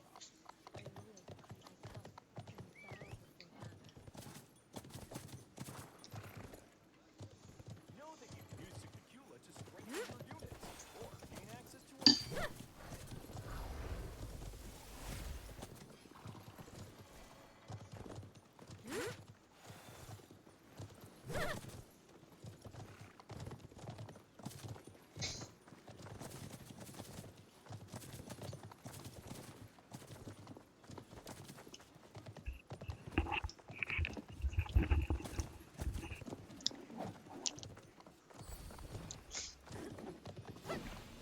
Okay, welcome back.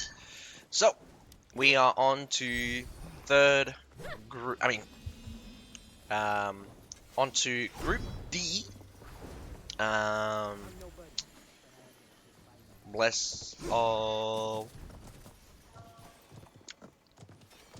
They call Bless of God, but it's spelled B-O-D. So we have Bless of God versus VN House Elite on Harbor City. Just give me 2 seconds. maybe song come you never. So who chose Harbor City? Does look like VN House Elite chose Harbor City. Bless of God Let me banned see out what you're capable of. White Elk Court. I have nothing but hero song So this to should make the be the more interesting of the matches played today. I definitely do think like Group D is probably the ones that are stacked.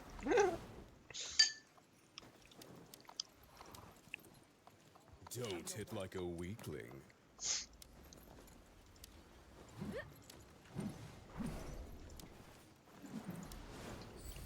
What's your business here?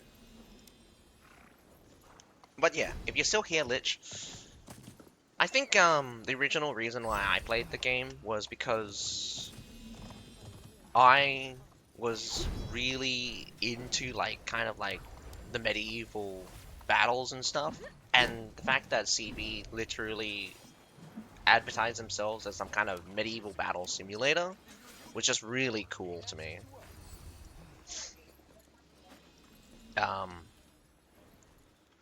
Regardless, I do think it still scratches that itch, but I'm more hooked on the fact that there's no other game that I can find that plays like CB. And that goes from the unit control, the hero, like the structure of the battle as well. That it's just one of a kind right now. If there was a game that would like CB but better than CB, I think it could easily be better. Just from the simple fact that like a new game wouldn't have all of the balancing issues and all of the kind of like dredge just pulling down its or just like um squeezing the foundation that CB was built on. Like there's a lot of structural things that CB refuses to fix or just can't fix. And I'm really, really, really sad that like there these issues of a long time structural design issues that if I was to make CB, I think I would have changed them and it would have been a better game. But I'm not a games developer. I didn't make a CB, so maybe my ideas are trash. So VN House and BOD. Bless of God. Your acronym for your name. Why did you choose BOD? Must be an inside joke. Unfortunately, I mean, like, in my rant, I didn't actually take a look at the units. But we are on Harbor City. Harbor City is, really funnily enough, one of the classic CBL maps. Realistically, what did I just do there?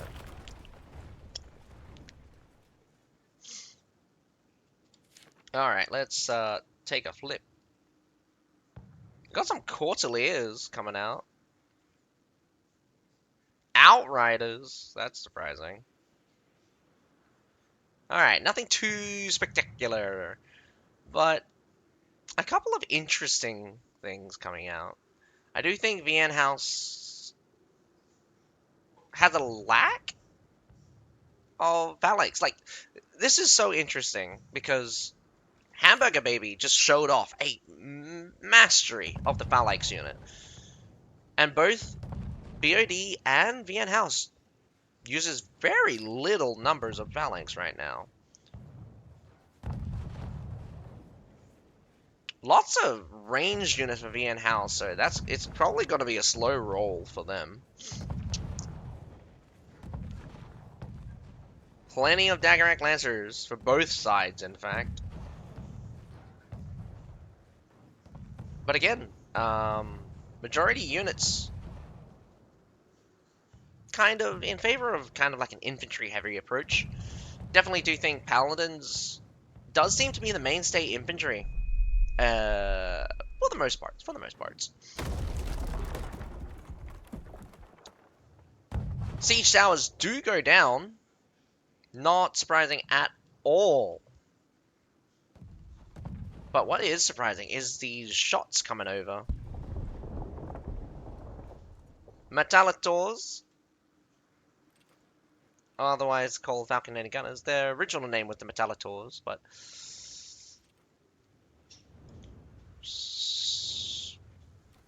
where are they going? BN House swung around.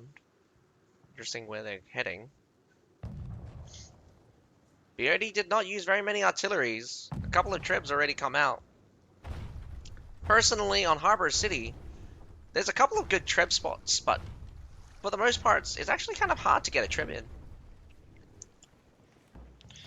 Also, it's because it's been played so much that players are kind of know all of the safe spots.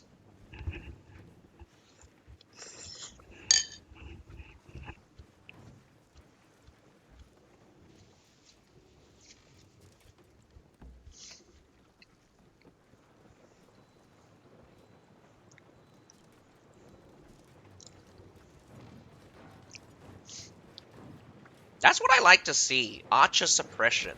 Good accuracy, fast arrow speed. Though the longbows does make it a bit difficult. No contingent. The unfortunate thing here is that this supply point is closed. They can't see it, nor can they capture it.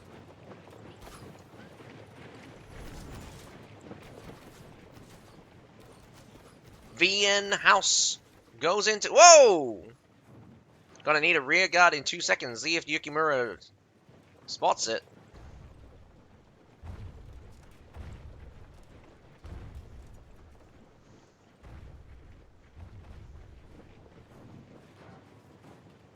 Right now, they're shadowing each other.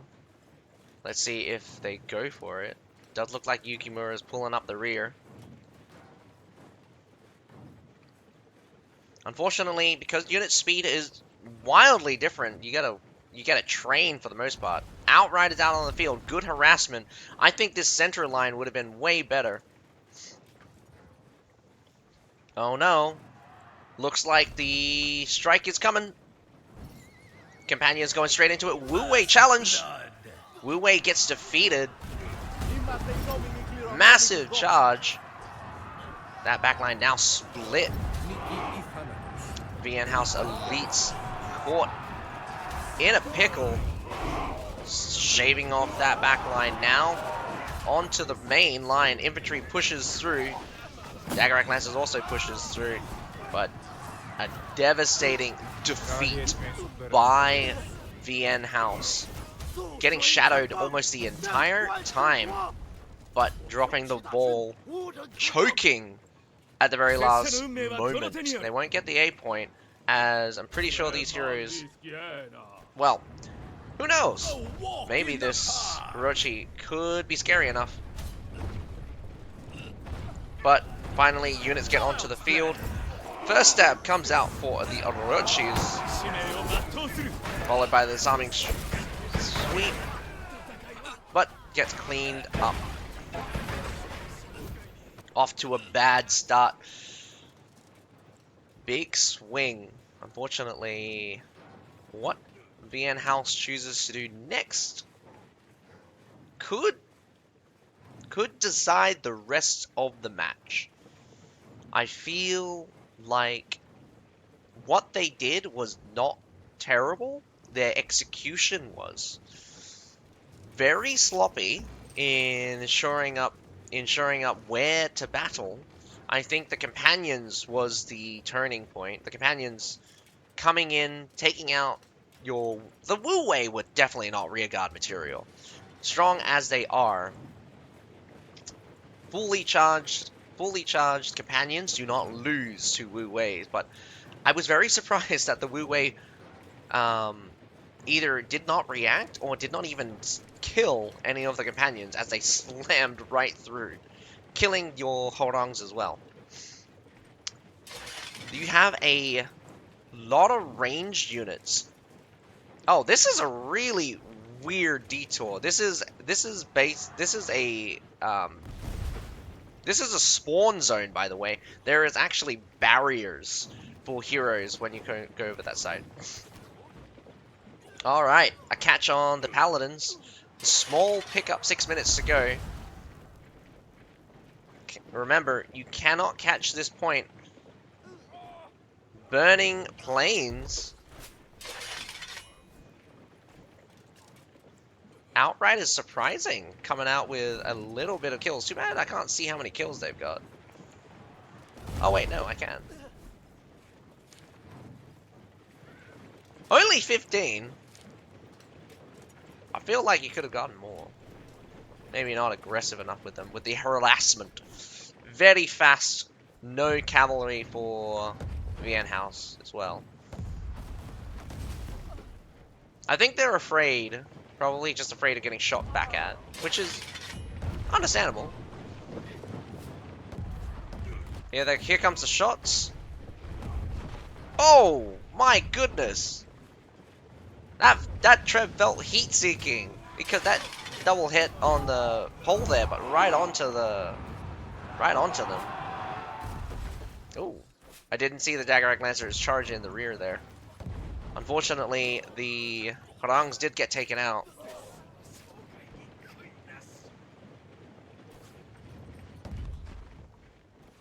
Mortars being deployed now. Now, again, feels like Vienne House I feel like Vienne House is put in a hard spot because BOD is definitely putting up a really good defense. Unfortunately, again, we're going to have a tail getting caught issue. They need to pick a fight because they're getting skirmished. And it's not in their favor. Outriders. I don't know what you're doing. Could have definitely done something with that. Unfortunately, Paladins should be able to smack these. Oh, probably not, surprisingly. A point being captured. That's surprising. But the Harangs are just shooting down your infantry here. Even if you get the A point, I don't think it would be wise to extend this match further than... Oh, but Flamer's doing a really good job. Whoa! Did not see that cavalry come through, but finally, I take a little bit of a wider look. Get swept out a second time. A little bit better than before, but that was just absolutely strange. It felt like Vienne House didn't want to fight. And BOD totally wanted to fight. Kind of a cat and mouse game. But the cat here is kind of defensive. Vienne House is some weird kind of passive aggressive, like definitely very strange. GG.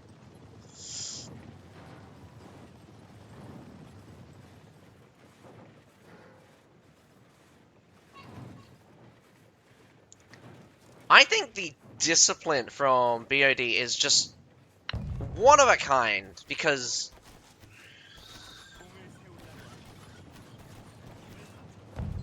they definitely know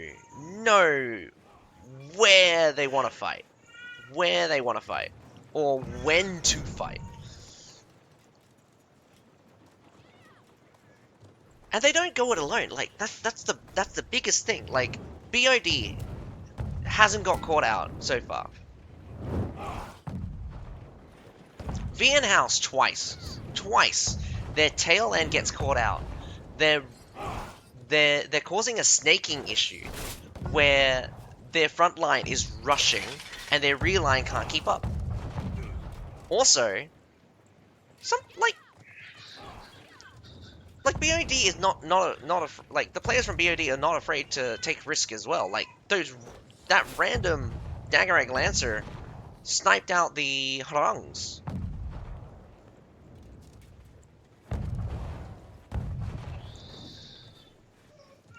And this is probably the worst situation you ever want to put yourself on. Veterans move, probably. They probably understand that, like, sacrificing a unit for a unit is not bad, ever. Because in the larger scheme of things, depending on which unit you take out, you can create situations where it's super vital. And in a situation where range, like, both teams wanted to skirmish, and that's really key, because both teams wanted to, and I love this, want to avoid direct fights for as long as possible. But BOD took the advantage when they saw it. They had 2 Horangs and Outriders just hitting them a little bit here, a little bit there. It goes a long way. It goes a long way. A little bit of skirmishing puts more pressure on the enemy than you could ever imagine. Because no one wants to lose or take damage ever. Unless you're a longsword. And you're just cheating because you can heal.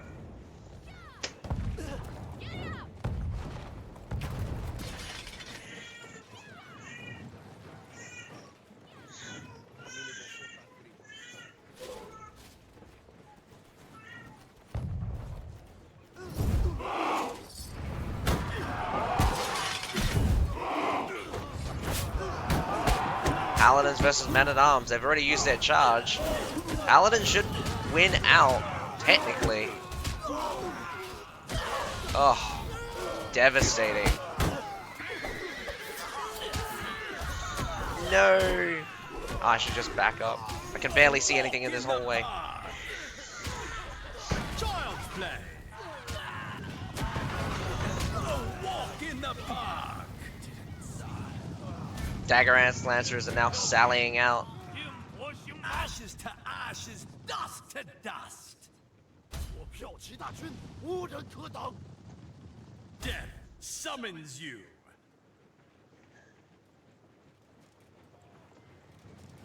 Just have cavalry left, I guess. Dykelian militia might burn up these guys for a little bit, but I don't think you're gonna win.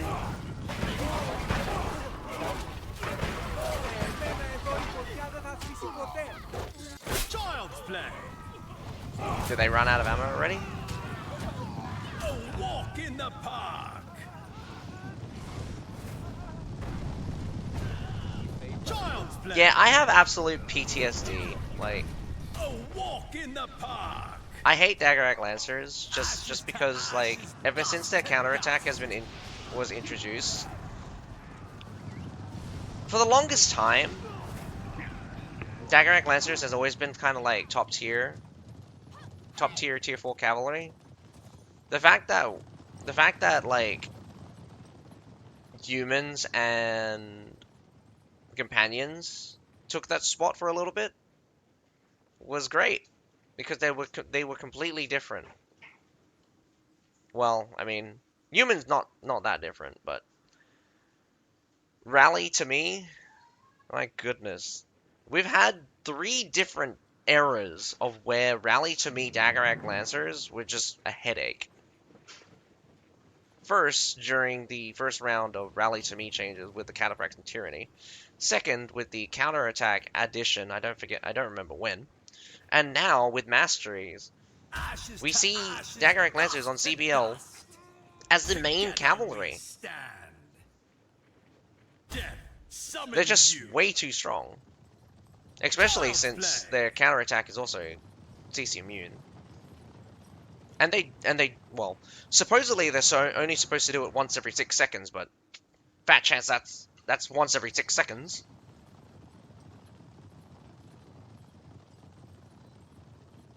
I'm surprised. Who's holding out on us? Macho. You know, you could have just left.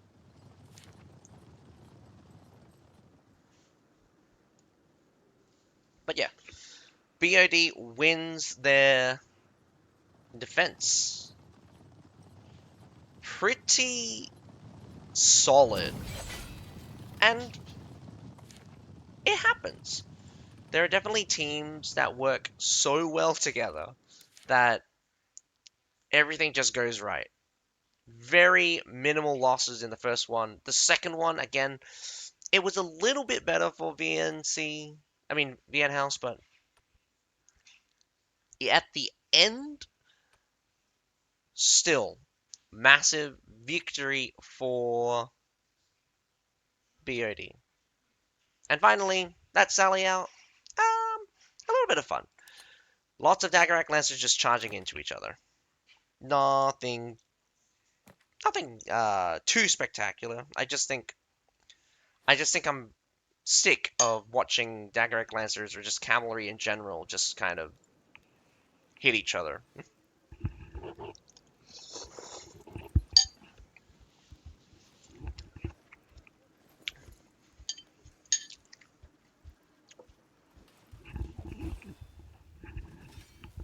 I'm no good. Don't hit like a weakling.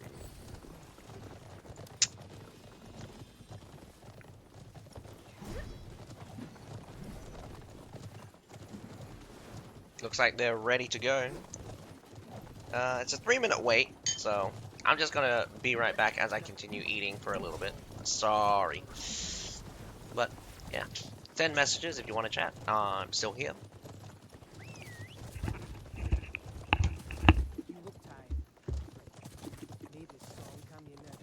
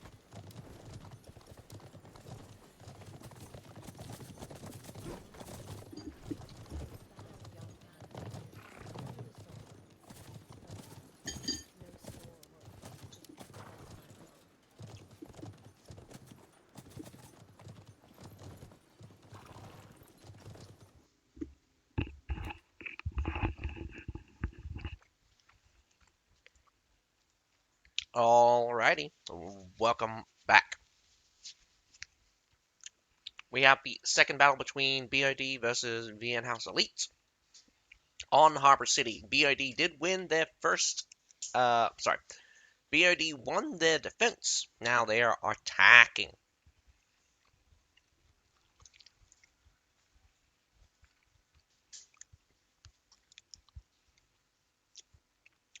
BOD has shown that they have great discipline, keen understanding of advantages, and is definitely showing to be the better team. VN House, you have a lot to make up for.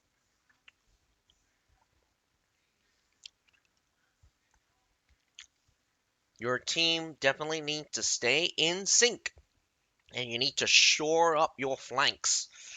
One of the biggest issue is that when you are running around, you're causing a snaking issue. Hopefully, now that you're on the defense, you don't need to move around too much. Pick and choose your battles.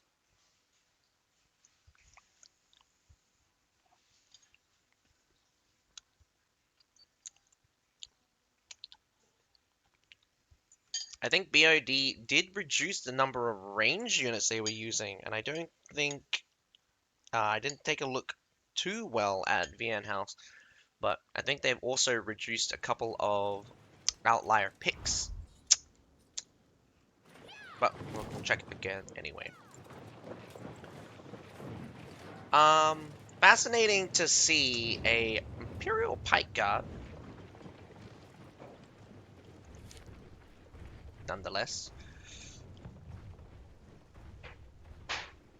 a lot of the ranged units did seem to be taken off of both sides, actually. We got a couple of specialties still around.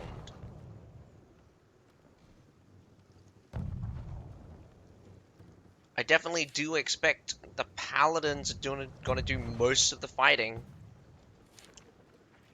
But with being on Harbor City, I'm surprised that not more phalanxes are being utilized. Especially since that we saw a lot of Daggerack Lancers come out last match. Still heavy on the Daggerack Lancers. Wow, there is 12 Daggerack Lancers on BOD side. A bit of a more of a spread for cavalry for VN House, but still high numbers of Daggerack Lancers with companions and a winged Hussar.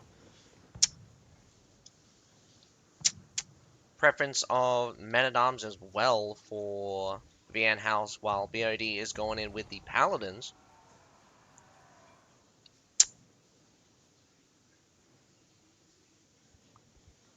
Definitely do think the Paladins are the stronger of the two. For the longest time, Men-at-Arms and Paladins are basically direct competitors in the same space of archetype.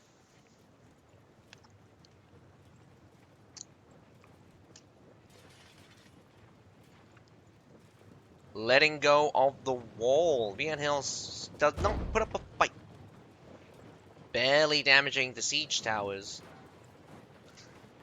We'll see what happens next. Harbor City has... I've seen plenty of CBLs here on Harbor City. The first thing that we notice is artillery once we have captured the wall. Artillery has plenty of range and one big smack. VN House is feeling sore after that one. Here comes a second one. They know exactly the positions because probably that's because everyone uses these same positions. Unfortunately, VN House doesn't realize that they're basically wide in the open comparatively. Was that a ballista? Takes another shot. Move your unit.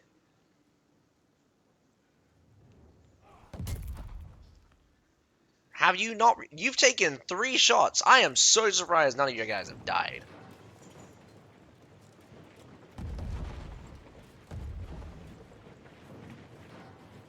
5 artilleries for that supply point. I mean, honestly, worth it. Problem is that, like, VN House still has to deal with 25 artillery. BOD could literally just artillery their way to the base point at this rate.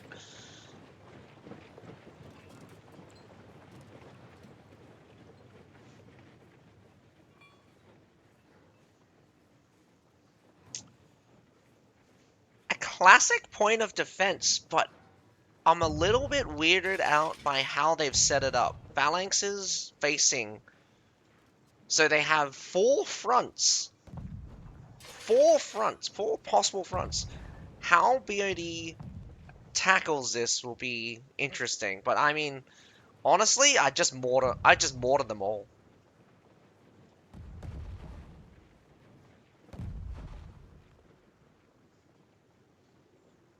Already one of the phalanxes got scared off.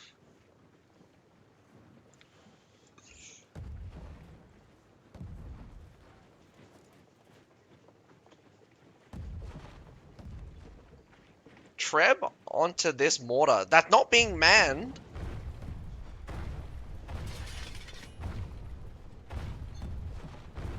Does get destroyed though.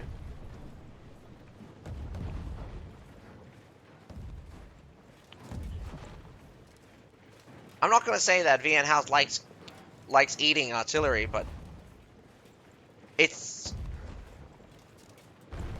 actually really surprising how strong BOD is in terms of discipline.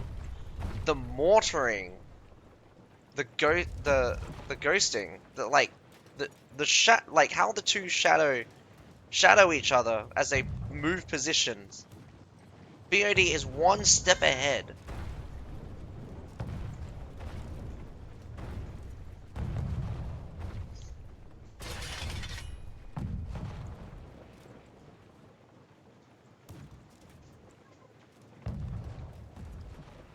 They do have a kind of like stretch to thin scenario, but it's just... Let's see what happens. Onto the supply point here. Are they a step too slow? Or BOD takes another swing. VN House barely even reacts, and now they're swinging back. Honestly, they could do a fight here in the center. They've left this phalanx open. And they've left it to die. Yukimura! Yukimura! Ah. Nope. It's gonna be a fight here in the center. Easy Treb! Oh my god, the indecisiveness here. Treb's coming through. Just a token force. Heals comes through. Base point getting captured. VN House caught out completely. Cavalry gonna come in from the rear, but they do have phalanxes there. Phalanxes not apparently facing the correct way as it sweeps that Orochi. Surprisingly, this contingent is still fighting, but loses out in the end. That heal was probably massive, and probably allowed them to stay on for a long time. Another trip comes through, but the main force of BOD is now swung towards the base point. They're gonna charge through.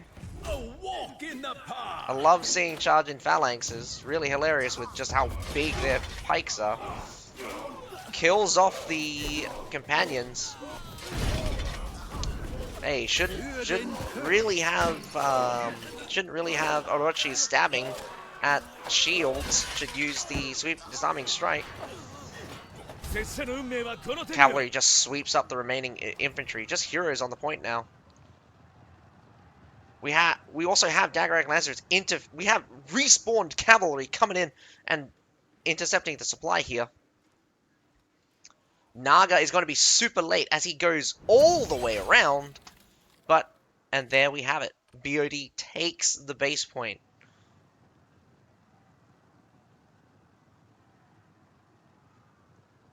impressive display by BOD. It was. It goes without saying. BOD, they weren't hasty. Nothing felt rushed. Everything felt planned and worked out. They worked as a team and they didn't split in a way that caused one side to be at a disadvantage. They kept pressure and they got value. VN House, however, I've got a lot of things to say, and the main thing is that your teamwork, your indecisiveness as well, has caused your downfall. Twice, twice you have been slow, and twice you have been kind of fickle about when to fight. Panic? You think it's panic? Panic with the artillery? Maybe. I think I think when okay, so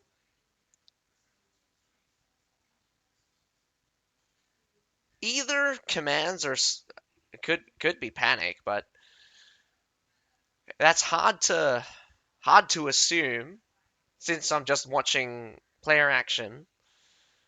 But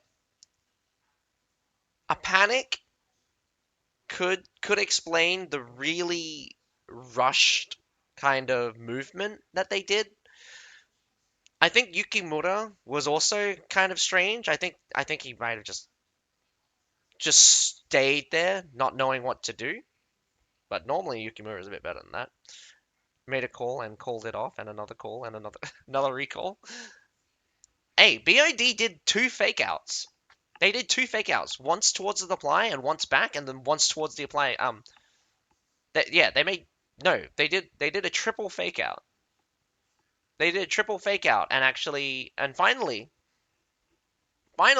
pushed towards a fight in the center. It's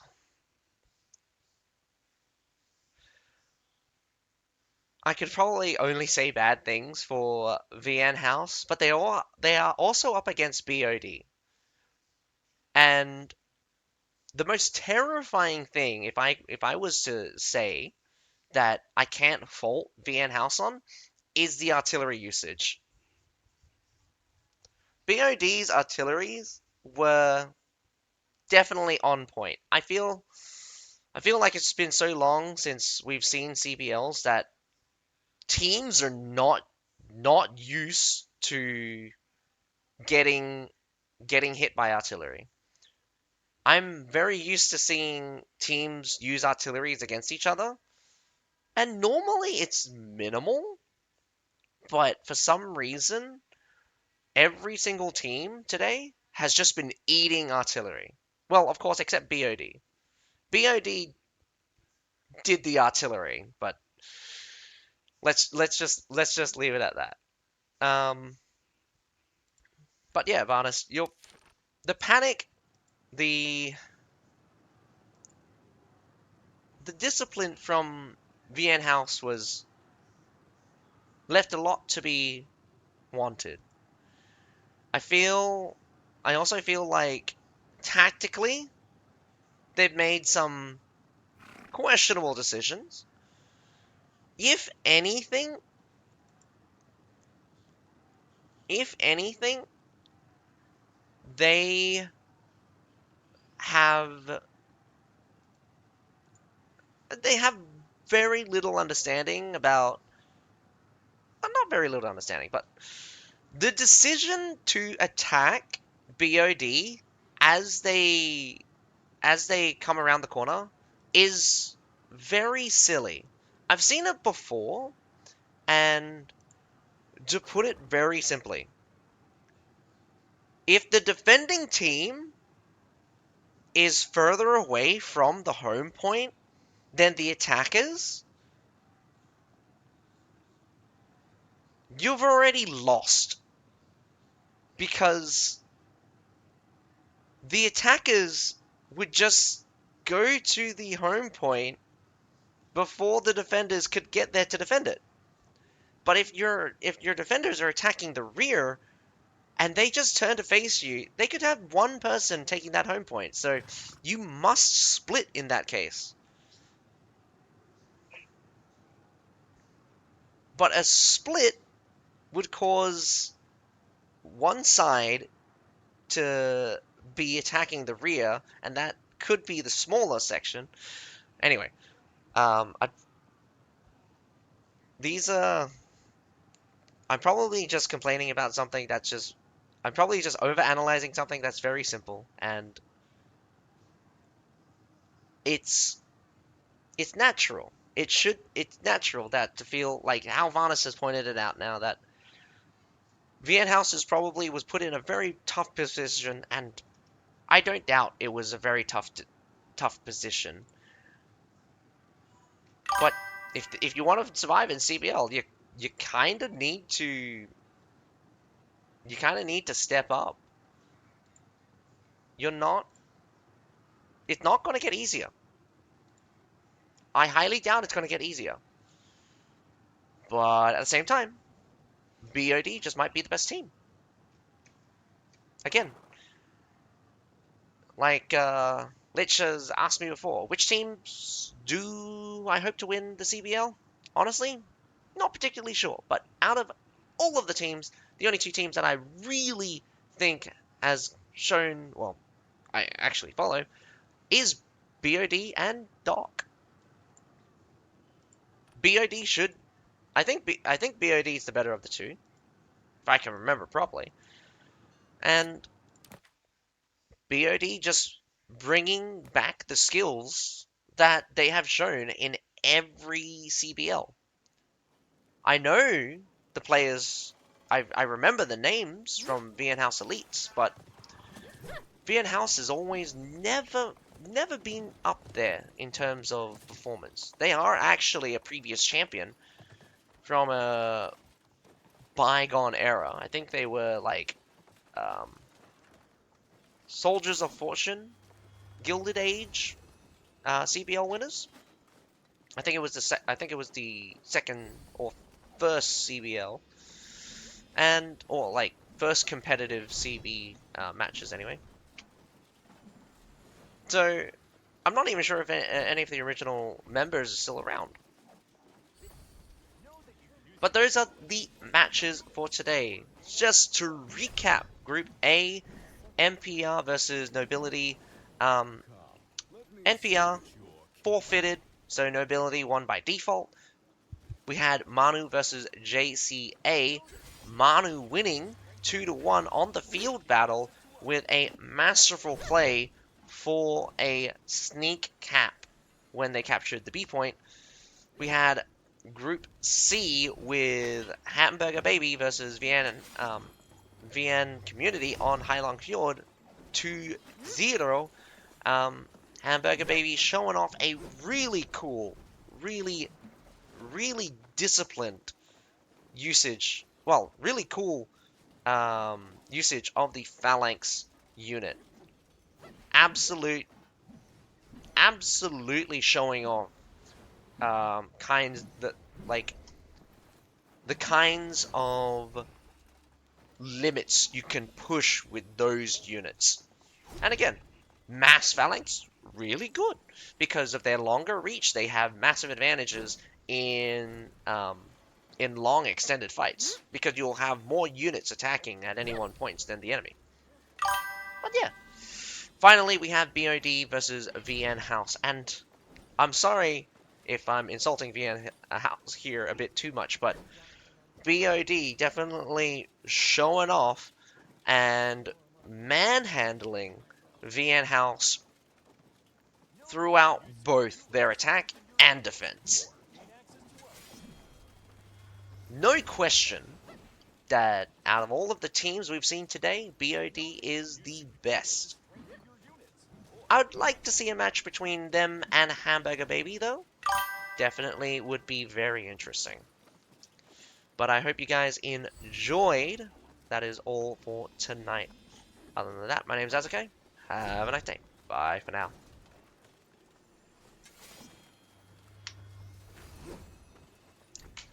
Oh, sorry, Lich. I'm not available for tomorrow. The next time I will be... Actually is a surprise that I am streaming today, because I'm not normally available. But I will try to stream the Saturday and the Sunday matches. And yeah, so sorry about that. Forgot to mention that in my end credits, but regardless, see you guys. Hope you see you on the Saturday. Not tomorrow because I'll be working then.